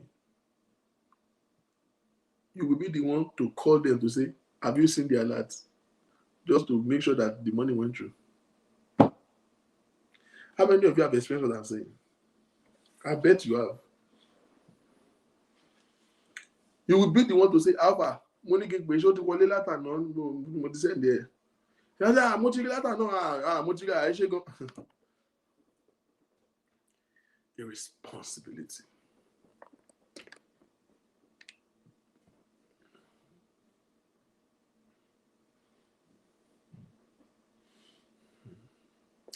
But guess what?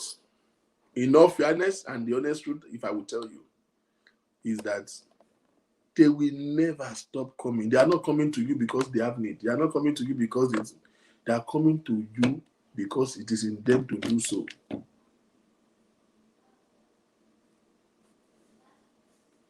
It is in them to you to do so. They're not coming to you because they don't. They are coming to you because they just think they have to.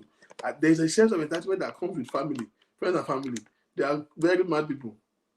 They just see you abroad. You have, and they feel like they are supposed to be entitled to getting something from you. It's a sense of entitlement in there that is making them ask you 8 out of 10 times. By me, and you don't know how to psych you. The day they will talk about you, wo ku tọ́jú mi o ku gbogbo gbà mí o ó di nfa ó tiẹ̀ wá bó ti ojú tẹ̀ tí mi mọ̀ mo ṣe fẹ́ bí ẹ gan bọ̀ kò síbi tí mo fẹ́ gbé gan mi ò tiẹ̀ fẹ́ bí ẹ ná torí àti láti irọ́ ni ọmọ àlè ni wọ́n ìwọ ló máa bá yà rẹ jẹ́ if you don't know how to say no. The power of no.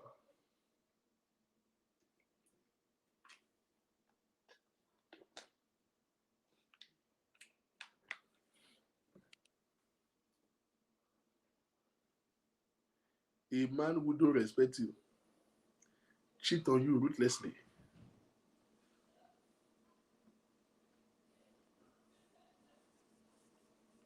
Cheat on you ruthlessly.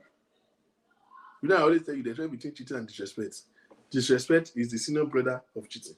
Cheating is still a learner. The one that cheats and is hiding from you, that's cheating. The one that cheats and look at you like, so what? That's disrespect. That one that will sleep with your friends, sleep with your cousin, that is Ogbanje.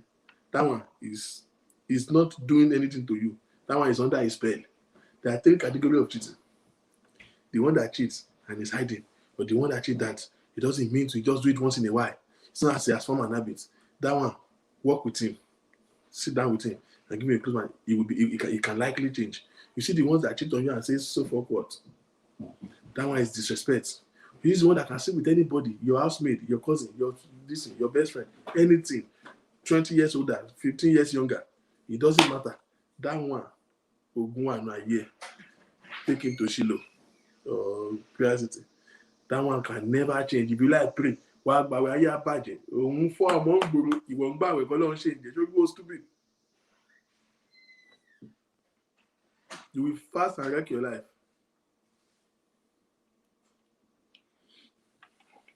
A man who has mentally abused you, physically abused you, cheat on you like no man's business, you will still make one money. Maybe they share one money in your father's property. One point they share your father's assets, or you make one major money, and he will still come to you and say, give me the money, borrow me. And you still give him the money. Tomorrow, that mess up again, you are crying. Adabi to budget, Adabi will cocker, she stupid me. Stupidly. You don't want to give it when you give it. Commander be paying your supported. Commander be paying. That's what it's here. So number one thing that comes that way, where we can't say no, one is our ego. Number two, because of our time, I don't want to be taking long again.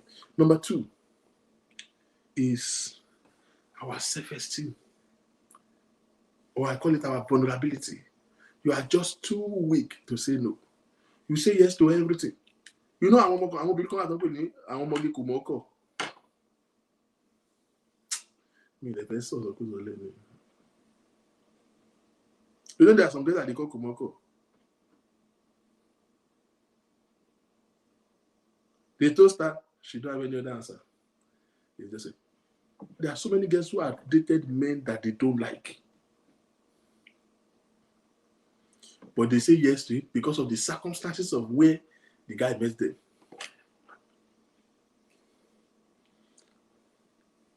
Do you know that study shows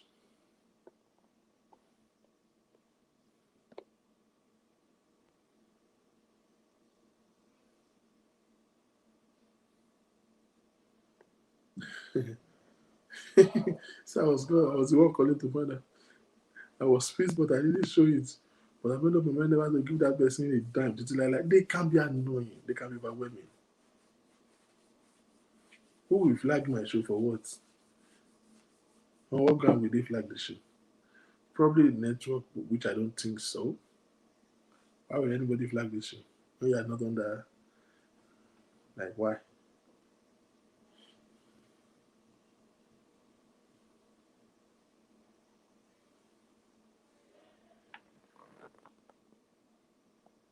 Our vulnerability, rolling the way of our reality.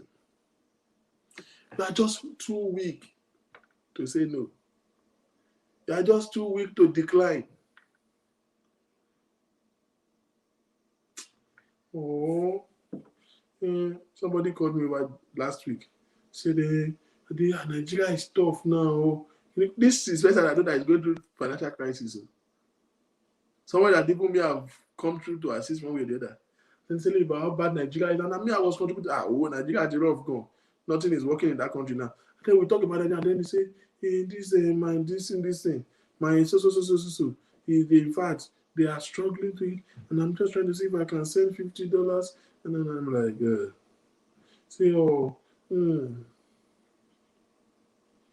Probably that when you are here, you are almost dying on the sick bed.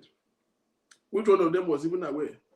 How many of them even called to check how are you feeling? How is your health? You are not bad, and you are still worried about. You worry too much about things that would not cost us anything to look away from. Your vulnerability. You put every other thing a priority except your happiness. Every other thing is a priority to you. Every other person is a priority to you except your own happiness. It's your fault. I was telling a friend earlier today, I said, listen, those that will ask you for help will always ask you. It is not their fault for asking. Bible even say ask, you will receive. Bible allows it. It is you who have a responsibility to say no. If you think they will stop asking, you are Johnson. They have not done wrong for asking. Kilode? You don't know the kind of player they play in Nigerian church. Especially all this CAC church. Not even CAC, all the church. CAC will say, aláàánú ayé mi o, gbé ọwọ́ ẹ sórí ẹ̀sà. Gbàláàánú dìde sí mi bàbá, gbàláàánú dìde sí mi bàbá. Carry. They pray for helper every day. MFM, helper of my destiny, locate me by fire. By fire, helper of my destiny. Those things stick to their head. So when they operate in the real world, they are scouting for that helper of destiny. And anybody that seems to have, they see, sometimes you don't even have up to what they have. But if you look as if you can give it, they will collect it too.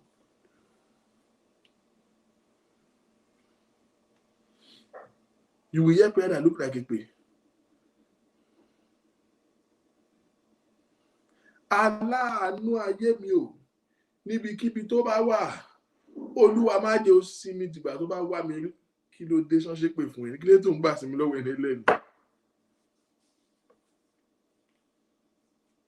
They just see, Nigerian churches have bred a generation of lazy people. Lazy people. I keep asking a question. Oh, my destiny helper. Ṣé ni kí wọ́n jẹ́ destiny helper ni? Is it a crime? If God established you for you to be the helper, and Pentecostal churches, you will hear, this week is your week. As you set out this week, helper will locate you. You will receive that phone call. You will receive that text message. You will receive that alert in the name of Jesus. Everybody will say, amen.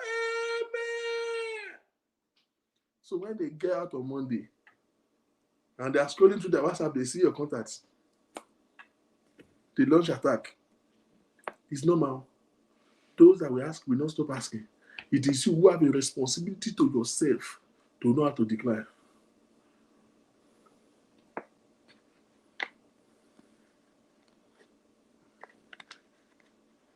Let me tell you one funny thing. He said, not anymore. Even my parents gone. If I do not want to give them, I will lock up, man. I won't even be bothered. Some of these parents too, they are too much. Let me tell you what my mother did.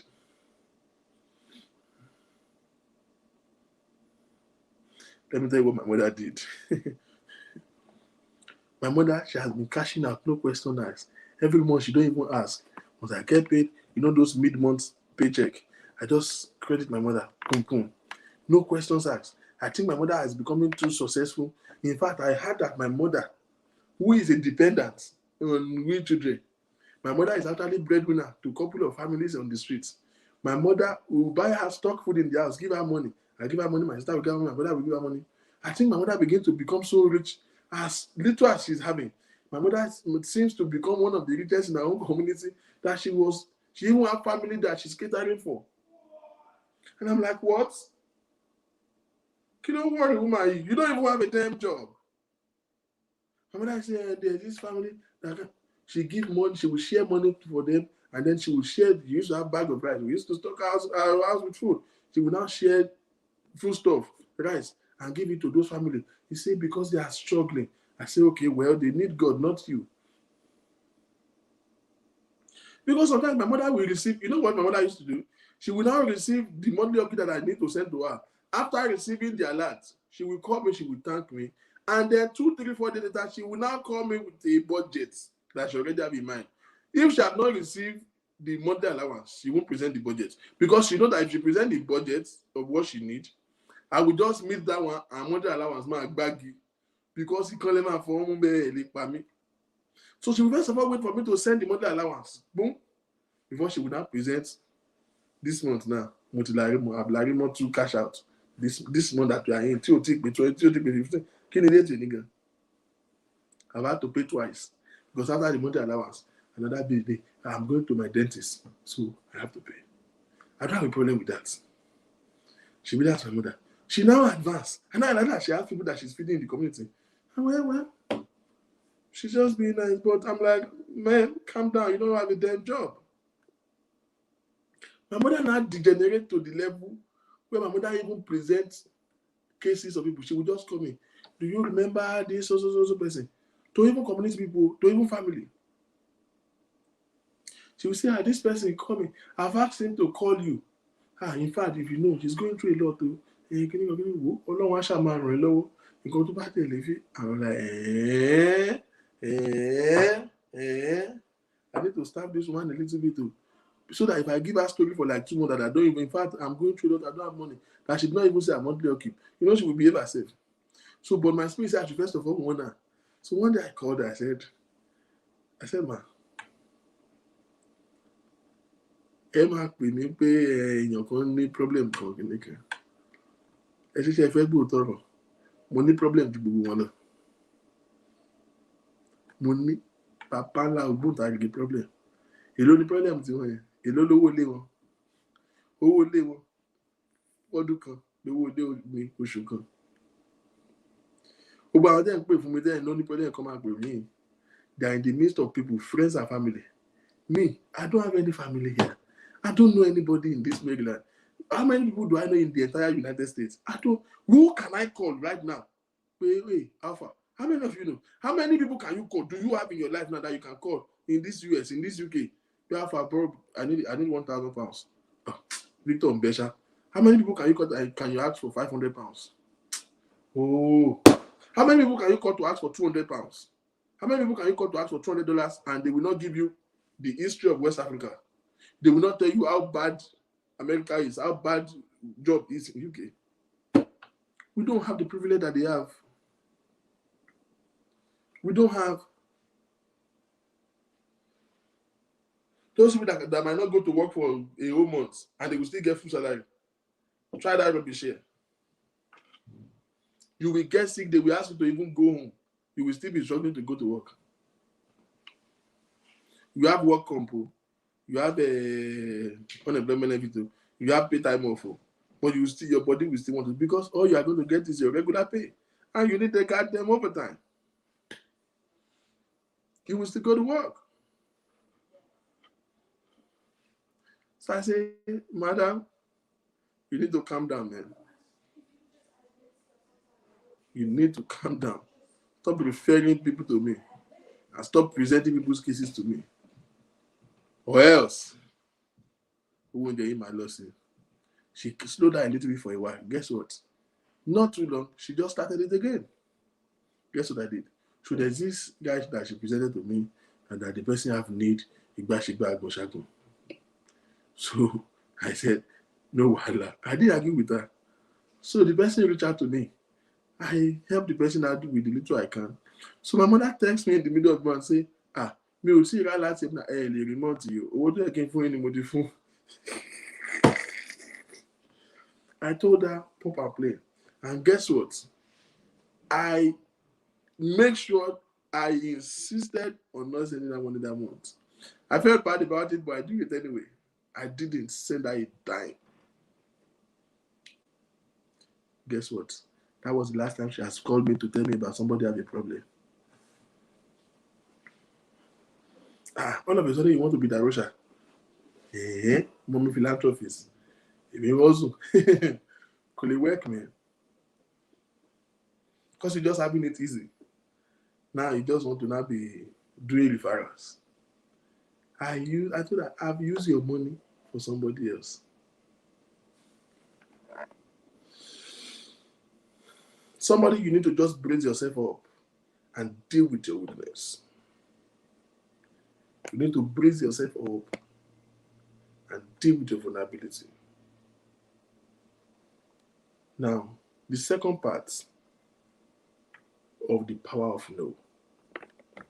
All we've been talking about is saying no to, demands of people around you that does not make you happy. Say no to that thing that gives you pain. Say just simply. It's very easy. Don't say no and explain why. The reason why you're having it difficult to say no Is it because you are trying to explain why? Just simply say no and walk away. Everybody understand what it means. You say no, you say no, Bawo. They are asking you to explain that no. No, you don't have to.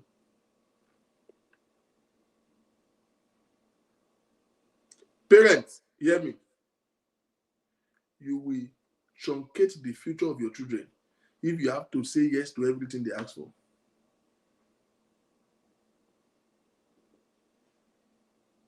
Your children is treading on the path of waywardness like this, and you can see it. You were not raised that way. But because our money is saying, "Wa ba yare je." Oh, our money is saying,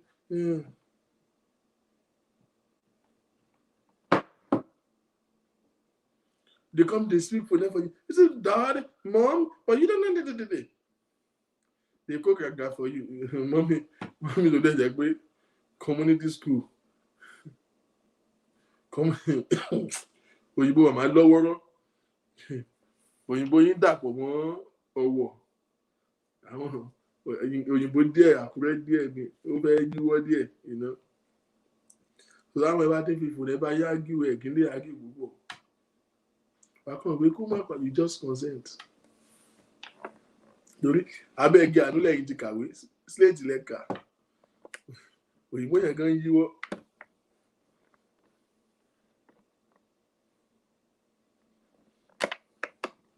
Your children begin to look like a big deal to you, so you can't decline them. You are mad. You will destroy their future, you will destroy your own life. Your children should be precious to you. You should satisfy your children. You should make them happy. But don't spoil their future because you can't say no. Your children is requesting to go for a sleepover with a friend's parents that you don't know or that you don't trust. But Mom, why are you like that? Why are you always backward? Why are you always awkward? You don't want it, but you let them go. You will destroy their life.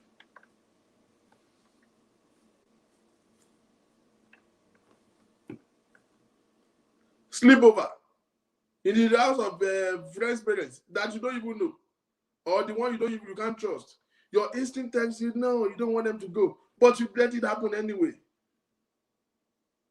The day your children begins to become an influence over you, you have lost it. The first responsibility of parents is control. Be in charge. Be in charge. I don't care how old they are. Be in charge. Those toddlers are very ridiculous. They can talk you out of life. Be in charge. Yes, they are now teenagers. Oh, yes, this is the time when they think they know everything, when they don't know jack shit. Be in charge. Oh, yes, they are now becoming young adults. And they begin to crave for that independence. And they begin to tell you you are backward, you are old. And they tell you that this is how it's being done. And your foolish self is subscribing to that trend. You have lost it. Be in charge.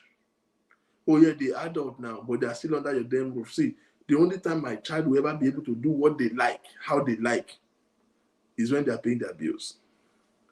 If you are sleeping under my roof, you listen to my instruction, no questions asked. Oh, you are young, but you want to say, yes, I want my life. Ooh, yeah. Ooh, you will end up at social service, and I will have no remorse for it. The day you want to crave for independence to do whatever you like when you like it, you are getting out of my house. They will put you in one of residential services at the end of the day. Nobody will teach you that. I see so many African parents begin to behave like nuisance. Yeah? I was looking at one woman like this. She was walking by me in Walmart until I heard her speak Yoruba. She's a Yoruba woman. Who the hell are you? The teenage girl was walking behind her, so revealing, so, provoking dress, and she had a belly button. What do they call that thing? Piercing. In a navel piercing. And she's so revealing, and she's wearing this damn bomb shot with her tiny little body. And was just like this. You know how those teenagers can be on their iPhone, just walking with AirPod, and the mother was talking, and she didn't even hear, and the mother was talking, and the mother was shouting. You say, hey, oh, but mom, and the mom say, Mom, stop. Hey! Yeah, doctor. We talked to you twice, you did not hear. Turn back, see a piece in your ear. Still call you. You know, I say, Mom, stop. Ah. By the time you will open your eyes, it's prayer warrior that will be surrounding you. You don't keep bed and pouring water on your head. Tolu, what did that cool? What did that cool? Because you now come to Western life. The only reason why you are making a meaning out of your life now is because your parents sit on their leg to raise you, and you are so unfaithful not to duplicate that with your children. You will live to regret it. You want to do all that, you don't do it with your children.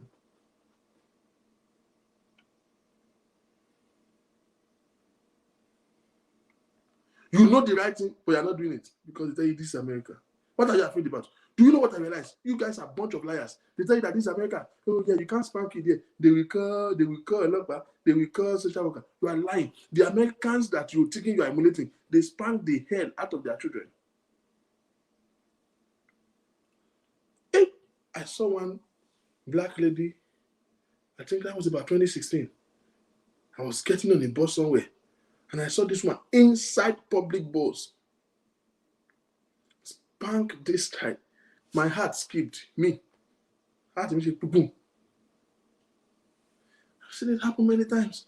Americans don't even mess with their children, man. What police will not subscribe to is assault. Because you know why they make those laws is because the only reason why they make those laws of those spankings is because these people are always, have impaired judgment. They are high on something. They are not spanking kids to discipline. They are spanking kids. I've seen people want to spank their kids. Recently, I saw a news of a father that shot the child now. They always do too much sometimes. You know all these people, they have impaired judgment. So I'm We've seen a mother that used pillow to almost suffocate the child to death. So they have excessive. That's not discipline. That is assault. That's not discipline. That's why they make those laws. Those people get frustrated sometimes. You know, these early mothers get pregnant at the age of 14, 15, 16. They get frustrated with the demands of being a mother, and they just want to kill the child. They are frustrated. So when the child does do one little thing, they beat the child like they want to. That's why they make those laws. It's not like you should not discipline your child. Don't put one year westernization in your brain to deceive yourself.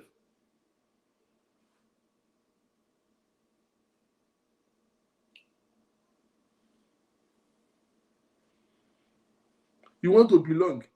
You want to be Americana.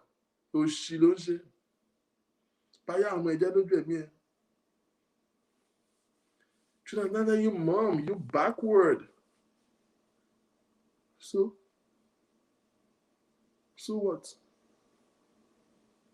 The day you lose your control, the day you lose your grip, you lose your value of who you are. It's only Africans that do this mess. Don't you see how Indians raise their children, even in America? Those people will spend 20, 30 years in America and they still remain Indians. It is only we who change from who we are.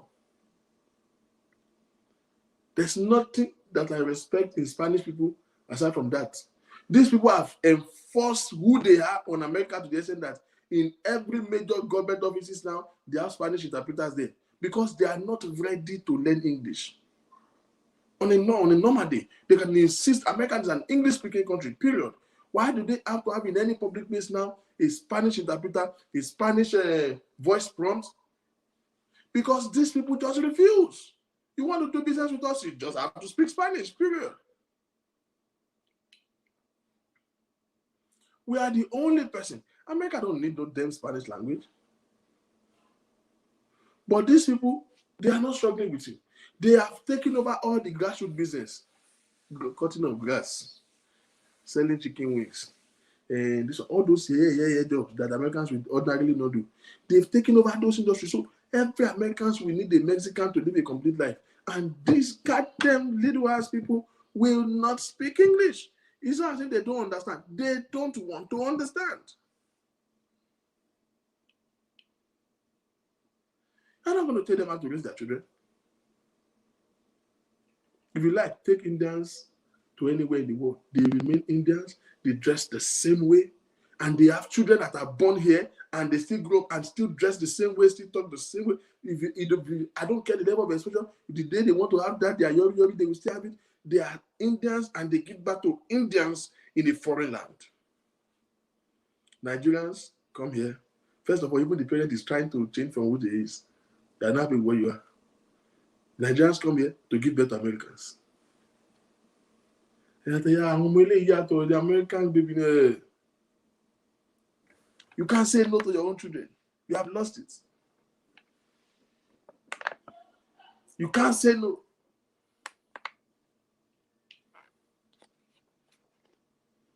The power of no.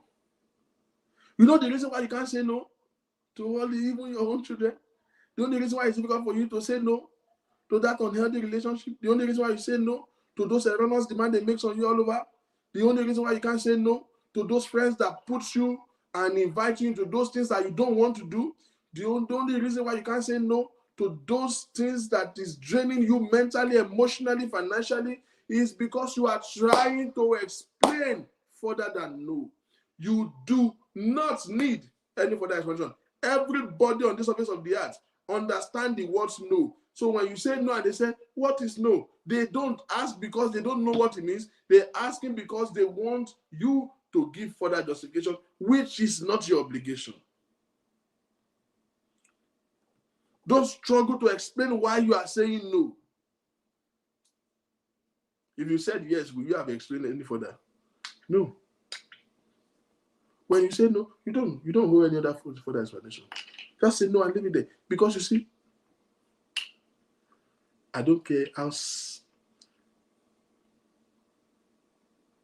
scintillating your explanation is. I don't care how convincing your explanation is. Your explanation will never be good enough for somebody that wants to rip you off. There's no point trying to explain yourself.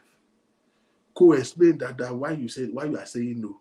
When they leave you, they will still go back and talk about you behind and call you a bad person. They will still call you stingy. They will still call you naive. They will still call you old school, regardless of how you give a very convincing explanation. So what is the point? Just say no. Regardless of the explanation. So don't bother to explain. Just say no. Don't bother to think about what you are going to do. See, number 3 reason why we say we find it difficult to say no is that we are worried about the perception that we create for us. Come on, you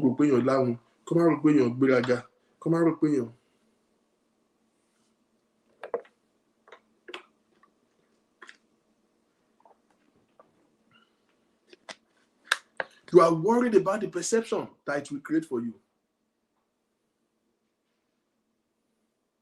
You are worried about the perception that your no will create. Oh, they will say you are stingy. Well, who goes to jail for being stingy? So why are you worried? The day that your spirit inspire you to give, and then you give that same person, the same person that call you stingy will still come and call you rankadede. So don't bother. People's opinion changes. He's just responding to emotions at that moment when he's calling you stingy.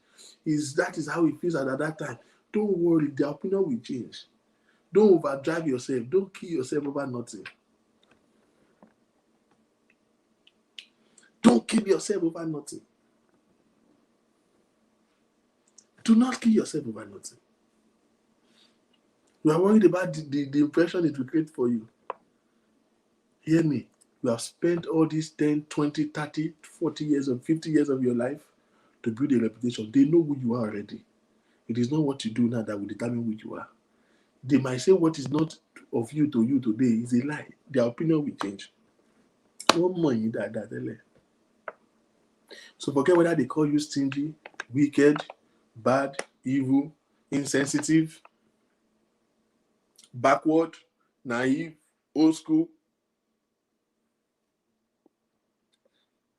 kí ló ṣe é tó ń ra lace tó yẹ pé onírú ẹ̀bí mẹ́ta sílé tó wọ́n ṣe ìnáwó kó má dàbí pé ò bá wọn ṣe nǹkan o tún lọ ra lace tó o dẹ̀ lówó lọ́wọ́ àsàdámù mi bùkátà wà níwájú ẹ̀ o dẹ̀ sì lọ ra èso ọ̀ràn yìí o dẹ̀ ní ṣéèdì lace yẹn sílé oníkànnà yẹn bad lace pàtí tó rà yìí tó o dẹ́gbò rà out of inconvenience yìí o ò ní lọ o dẹ̀ mọ̀ pé o ní òyìnbó náà bí available that day o dẹ̀ ṣe ra kó kàn fi nira ẹ lára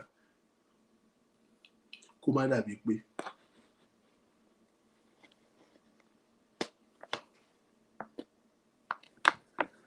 wọ́n ń dájọ́ 2,000 madam every 2 weeks wọ́n ń dájọ́ 2,000 wọ́n pè é sí income ẹ̀ kọjá 2,500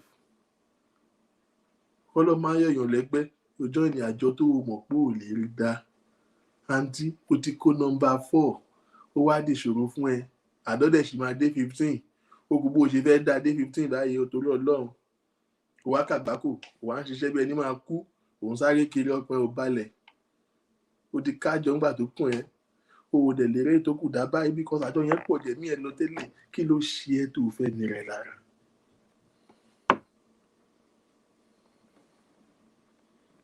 gbẹ̀yìngbẹ̀yìn wọ́n ló padà dájọ́ rú ọ̀wá ń fojú èèyàn burúkú wù ẹ́ ó padà dájọ́ yẹn rú ni wọ́n fojú rú ìwé ní you know where me ò bá jọ from the start olóòdá see you even said you are not even doing their job ẹwé mi ò dájọ́ yẹn mi lè agbára mi gbádẹ the friend said má worry èmi àti nílá tó ń coordinate máa fún yín number 2 ẹnìkan ti mú 1 o mi lè fún yín 1 o mo máa fún yín 2 àbí 3 mo fẹ́ 3 mo wá dá 3 àjọ́dẹ̀ ṣe ń lọ 17 ó kó bó ṣe fẹ́ dá ìdókù gbé báyìí bẹ́ẹ̀ni ti bọ́ mọ́ ẹ lára bọ́ọ̀lù padà bẹ́ àwọ̀ ya ó kó bó ṣe fẹ́ rówó ìdá income ẹ ò gbé ó dẹ̀ tí kó ó padà doníyẹ̀yẹ̀ láàrin gbogbo ni meanwhile the only reason you joined their job before is kó má dàbí pé you just want to meet up.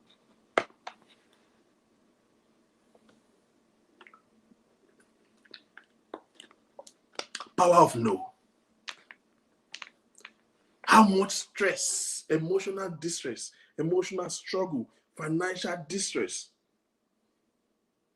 we will save ourselves if only we can just say no. One of the shortest English words, no. Just say no. Don't explain any further. Just say no. The second type of no is the one you should say to yourself.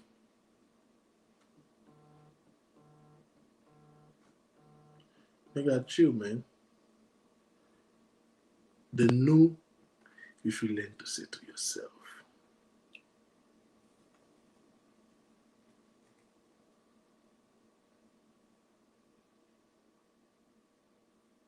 The word is called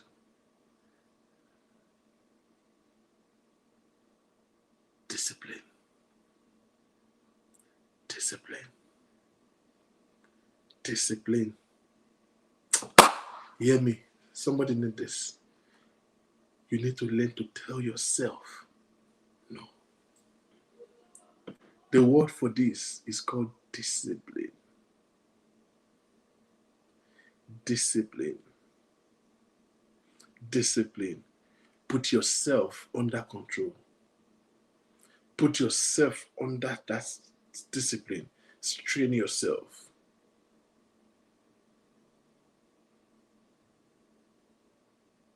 You know those things that you do to yourself that is harmful to your health. Discipline. Auntie, you are on a weight loss diet. So Lobideke, you are drink slim tea. You keep saying it's not working. You are the only person that is not working for. You will drink slim tea, but you will eat jollof rice with 2 pomo, 1 shaki, 1 goat meat, and a gemawo. 1 slim tea, Oshishe. Abikuso Lobideke. Discipline. You will jog the whole morning. You will jog the whole morning. Afternoon, you will drink water, be ento lumagun. But you will wake up 2 a.m. at night to eat eba. And you want to lose weight. Discipline. Tell yourself no.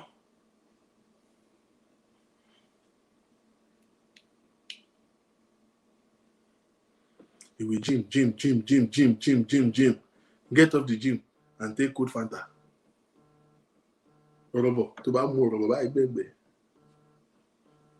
You can't tell yourself.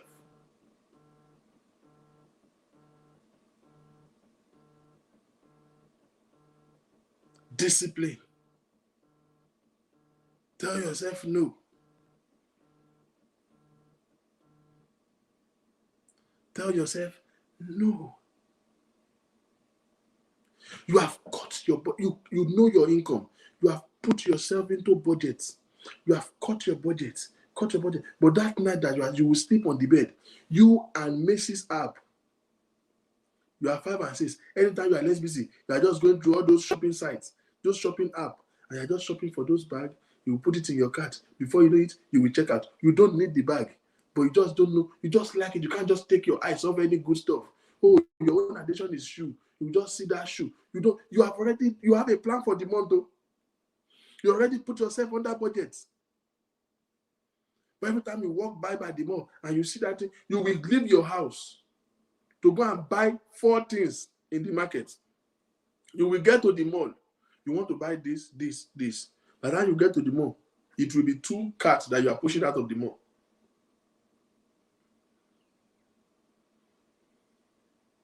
You will push 2 carts out of the mall.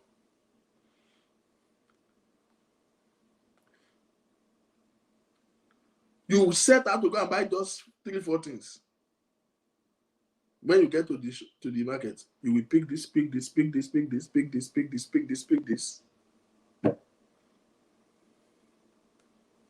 You will now push 2 carts out. When you get home, you will check your card balance. You will regret it. Some of the things you even buy, when they deliver them, you don't even remember when you bought it. Auntie, when they deliver that shoe, you just realize. Some of you, how many of you have bought shoe? When they deliver, you now realize that you have the type before. You are so crazy about buying so that you even bought things that you already have. So now you have 2. You will now give 1 to busy.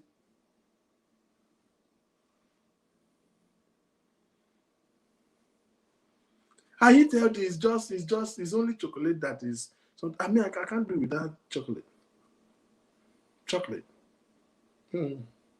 I eat healthy. I've been eating more vegetables and I'm drinking a lot of water. You will fat till you will die.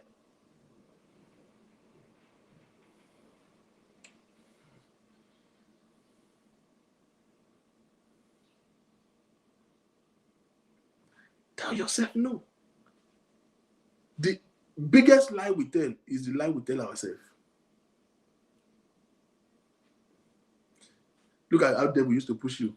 When you want to spend that money, you now say, hey, I'm expecting, mommy, if you carry on Gemini 300, I'm expecting that much. So I will use it to replace it. So let me borrow from this money to buy this thing. So when I collect money, I will borrow it from this one. So when I collect it next week, she said she will give me next week. You will now text her, please don't forget me next week. She said, no problem. You will now take money from your money to now begin to buy that thing that is vain, that you don't necessarily need. So next week, why day, mommy, if you carry your lano, now your project is pended.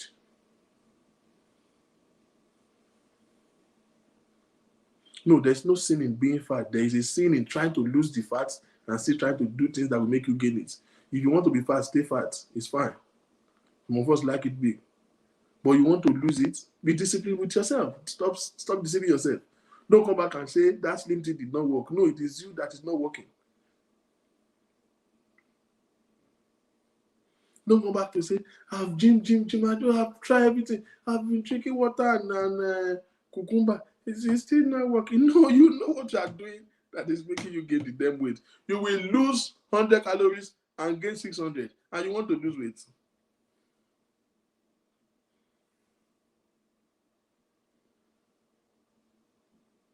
Say no to yourself. There's nobody that attains success without discipline. Success is not random. Success is not a default. Success is intentional. Success is intentional. You have to not only wish to succeed, you have to know what it takes for you to succeed and take a decision to put commensurate effort in order to succeed in whatever you want to succeed in. Your health, your life, your career, your business. You have to discipline yourself.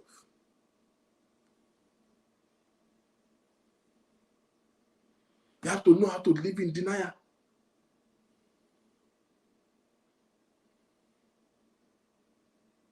Deny yourself of certain pleasures for a while. Just for a while. Some of you are living your 10 years ahead now. You are living the budget of your 10 years ahead. You are living it now. And you know it. You have become cheap borrower. You are borrowed from everybody that matters. Just because you can't say no to yourself. You borrow money from anybody that matters. They want to do party, you don't have money, evidently. You say, hey, with me, madam, I'm feeling low later. I'm feeling kilo day to get back. Tell yourself no. I want you to understand that there is a clear difference between want and need. There is a clear-cut difference between want and need. It's good to want good things. We are wired like that, especially women. Women are created to be fascinated to good things. And it's all right. When the luxury is available, yes, go ahead. Treat yourself. Do yourself some good. But when you are working by a budget, discipline yourself. See, those things you are trying to buy now, you are buying gold 2005 and you are working $12 job an hour. Oh, Tija, you are mad. You are very mad. Who told you people that don't wear gold don't look good? You are living above your budget because of what? You have like 6, 7 credit cards. All of them are in delinquency. Why? Why? There's no between what you want should go way behind for what you need. Let your need be met first. If there is leftover, attend it to your wants. To enjoy freedom and peace of mind, use your resources for your need. When the need are met and you still have left, let it be attended to your wants. Live a life of peace. Your life will be much more better if you can tell yourself no. Uncle, that girl, that lady, you don't like her. Eléyìí ó ti rí fún ara ẹ pé àfikọ́ lọ́n ṣe yóò padà nà ìyá ẹ last ni. Yóò padà bú ìyá ẹ lójú ẹ̀mí ẹ báyìí. She lacks character.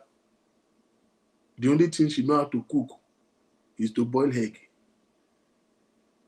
And you are this kind of man that is a foodie. And you can cook too. Because if you like food and you can cook, you are sorted. You can cook, you like food.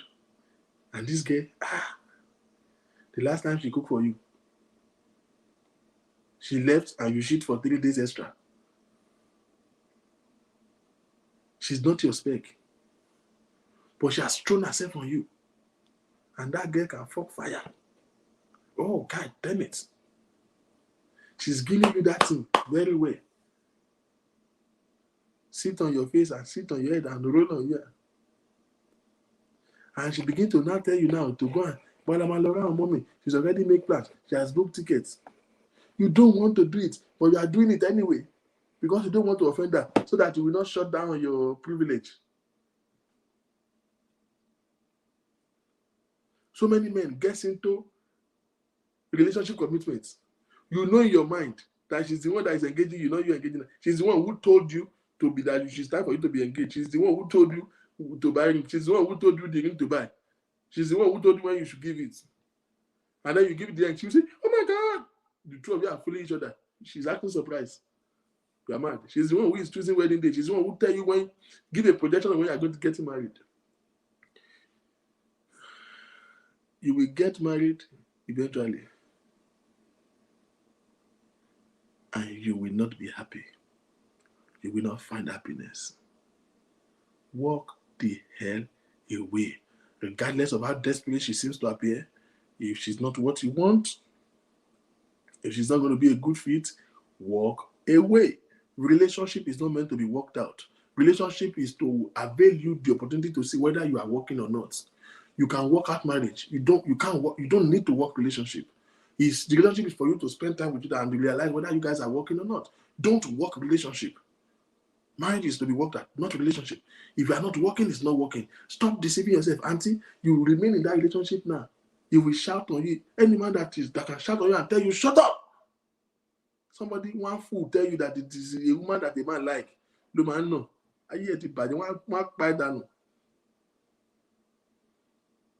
A man is dating you. He's telling you, shut up. What kind of nonsense? I'm not here budget. I'm not here budget. But he's giving you money. You cannot put yourself great level on the ground and say, no, I'm not going to trade my future and my happiness for this. And work out. You don't like that relationship. This man is going to see your parent. He's giving your mother money. He's going to write in your face. Your parents are now choosing, making projection. Parent is calling parent. They are choosing wedding dates. Right in your face. You know that you are not happy with this man. And right in your face, you are walking simultaneously into this marriage. Subconsciously, you will suffer. Even suffer will call you suffer. Just say no. Walk away. No matter how intimate it is, no matter how close it has been, walk away. And lastly, to that man, that woman, listening to me right now, that is brokenhearted. You are listening to all this thing we're saying the entire time, and you begin to feel that you've made so many mistakes. You are in a situation right now that you don't even know how to come out of it. You are in a situation right now that you realize that, oh God, you've made poor choices. You look back, you can't trace back. You can't retrieve all of this, and this is an irredeemable damage. You have lost your peace. You have lost your happiness. You realize that you beat yourself up every day. You blame yourself for being in this situation. You feel like you caused it. You look back, you can't figure out. You try to find yourself. You have lost the identity of who you are. You don't even know where to pick your life up from. Your families are not even aware how much you are going through. They know you are going through, but they don't know to what extent you are going through. You are dying in silence. You are dying in pain. You wake up sad. You sleep bitter. You don't know what to do. You feel that there is a need to do something. You can't continue this way. You deserve a better life than this. But you just don't know where to start from.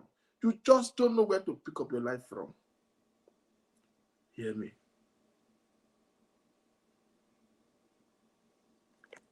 It is never too late to start.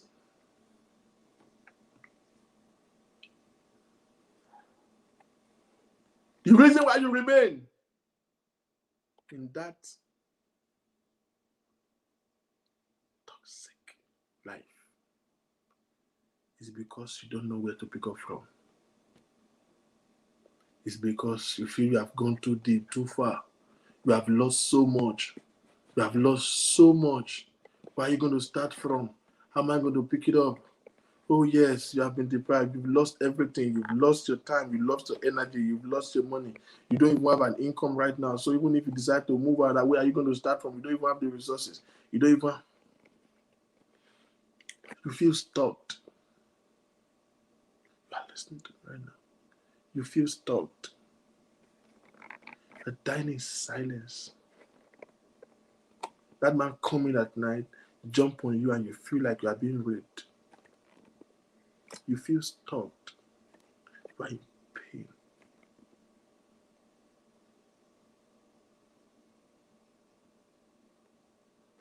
There is peace in the midst of the storm.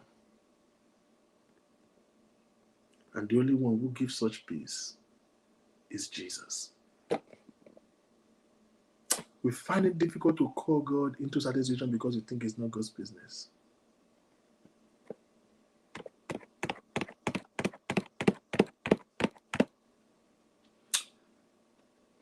Let me introduce you to a man called the present help in time of trouble. As it seems as if every road is closed, there's a friend that seems closer than a brother. You feel like you've lost everything, so you just condescend. King Kuku Joko, everything is, all hope is lost. So you just begin to endure for the rest of your life. You know you can't take this for long, but you don't know how you should pick yourself up from. So you begin to endure it.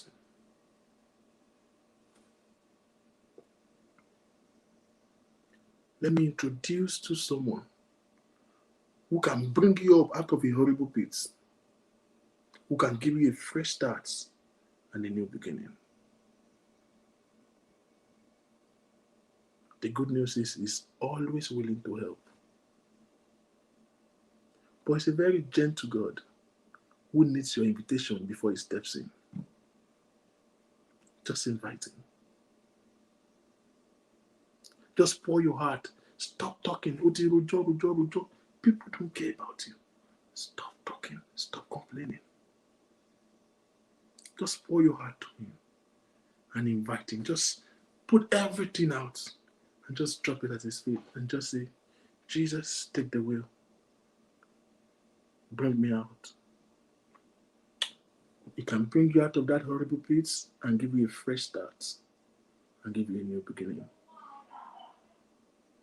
If you will invite him today. I'm not telling you a God that I read of from the Bible. I'm not telling you a God that somebody told me. I'm not talking to you of a God that somebody preached to me. I'm telling you of the grace that we have seen and that we have handled. You need God at such a critical time as this. Family have failed you. Friends have neglected you. You've given your all into this and you never thought it's going to turn this way, and this is where you find yourself. The surest and the only way out is Jesus. How long do you think you can endure this? How long do you think you can carry it through?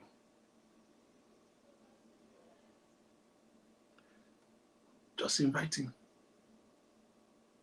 Just in. Oh, you don't need plenty prayer. You don't even need to go to any pastor. Just sit down and say, God, I am tired. I am broken. I give it all up to you. Please help me. Just ask for help.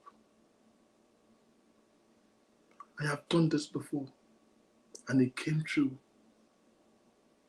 Just ask for help. Just simply ask for help. Invite him. God needs your invitation. Just invite him and hand it over. I don't know how, I don't know what, but you will come out of it very strong. Ladies and gentlemen, this is my submission. The power of no. Thank you for your time.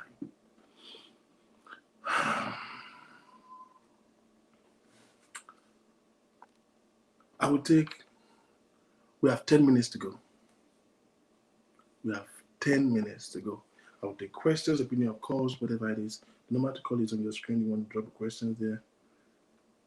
10 minutes and we'll be out of here. The power of no.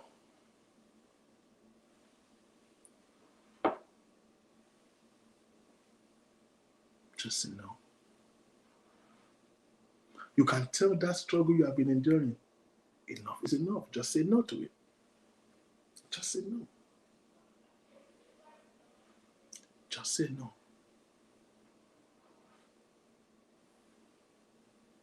Just say no. Just a simple no. I mean, I'm only talking because I'm expecting calls or questions. That's only right. The reason why I'm talking. I can introduce you to resources that will help you build yourself. If you need one, anyone, there are resources, there are teachings, there are materials, there are books, tapes that can help you, begin to build a strength in yourself.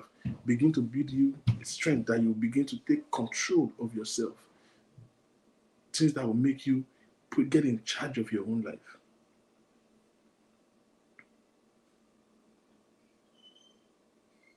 Hear me.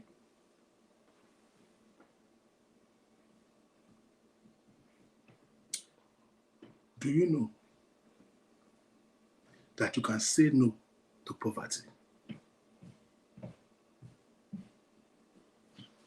You have been on the same income bracket for the past 5 years, 6 years, 7 years, 10 years. You know in your mind, how many of you are working a job right now and you know in your mind that you are tired of that same level? You feel that impulse to go higher.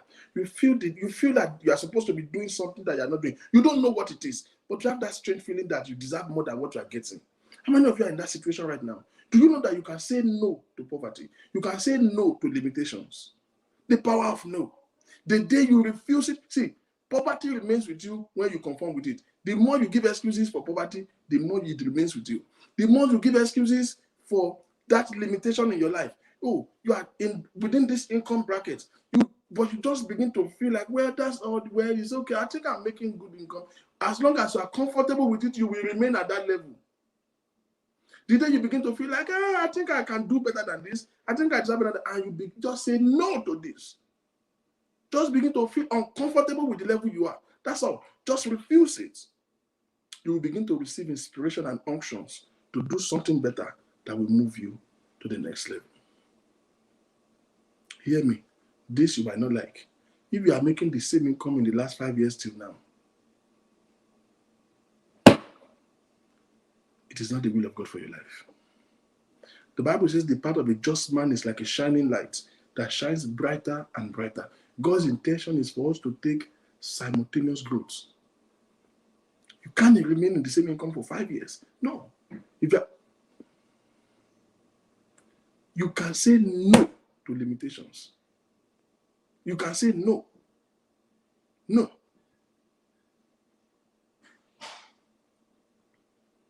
I've said that before. That's one of the decisions I made late last year. No, I'm not going to keep doing this job and making this X amount of money. As I speak to you right now, I'm putting every measures in place.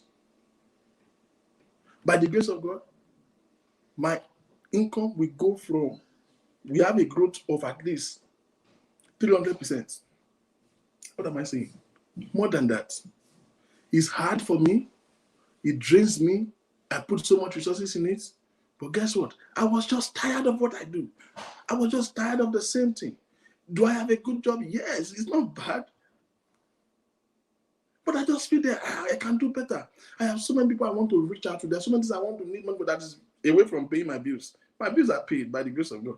But I want to do more. I want to be more. And I needed resources. So what do I do to make these resources? I know that I can't keep doing this job. 2 things I was tired of last year. I needed more income and I feel like I should deserve more. 2, I needed more time. My job is overwhelming. I can barely have any time for myself. So I said, well, this is not the will of God. What can I do that will give me more time and yet give me more money? So I begin to think. I begin to pray. I just say no for my present situation. You can say no to your present situation. It doesn't mean your situation is bad, but it can be better. God wants you to take progress Simultaneous. It doesn't have to be sporadic. It can be simultaneous. It can be simultaneous. Who told you have gotten to the best of you? Oh, you are making 6 figures where you can make better 6 figures. Who told you this is the best you can be? Oh, where you are is a miracle. You never thought you can be where you are right now in life. Glory be to God. But auntie, you can be better. You can say, the day you begin to feel an impulse to fly, that's the day you gain the momentum to spread your wings.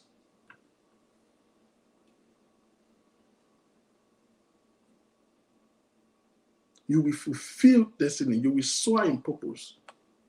If you can just say no, don't. Beware of comfort. Beware of laxity and comfort that will just make you feel like, I'm just okay where I am. No. You can be better. You can do better.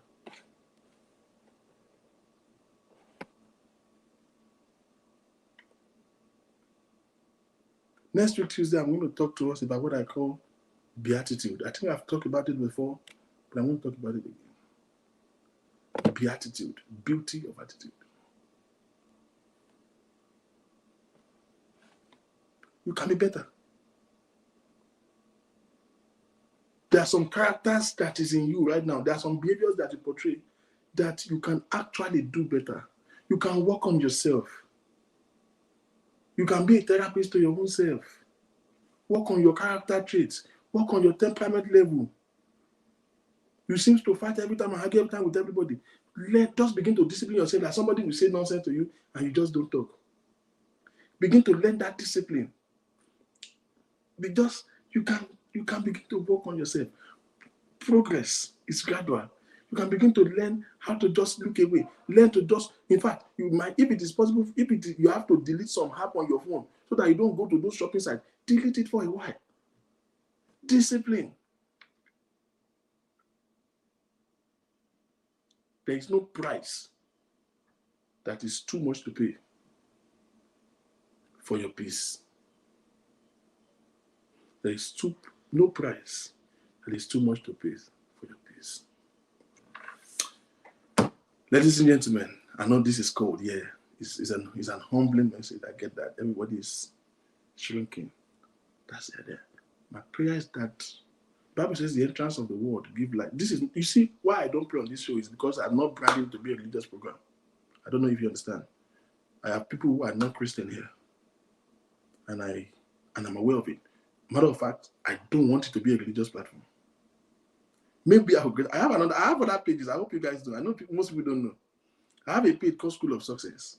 Maybe I'll be doing content like this on that page, so I can leave this for Bobo level. That's in that page. I can be more, have more Christianic content. But I don't want to have that there so that I don't create a barrier around it. You understand? But I'm not sorry. I'm a believer, and I'm not taking that away. But I want to make sure that everybody can fit in and everybody can, be accommodated within the confines of their faith, beliefs, and orientation. Ladies and gentlemen, it's such a blessing for me to have been with you guys this evening. Thank you so much for joining. My prayer is that whatever it takes, somebody will find purpose. You will gain the energy. You will gain the momentum. You will discover yourself. God will inspire you. That you will begin to put in the work. You will begin to put in the energy. And everything it takes for you to be better than who you are. For you to be in the right place that God intended you to be. You will find it henceforth. My prayer is that you will begin to take a simultaneous progress.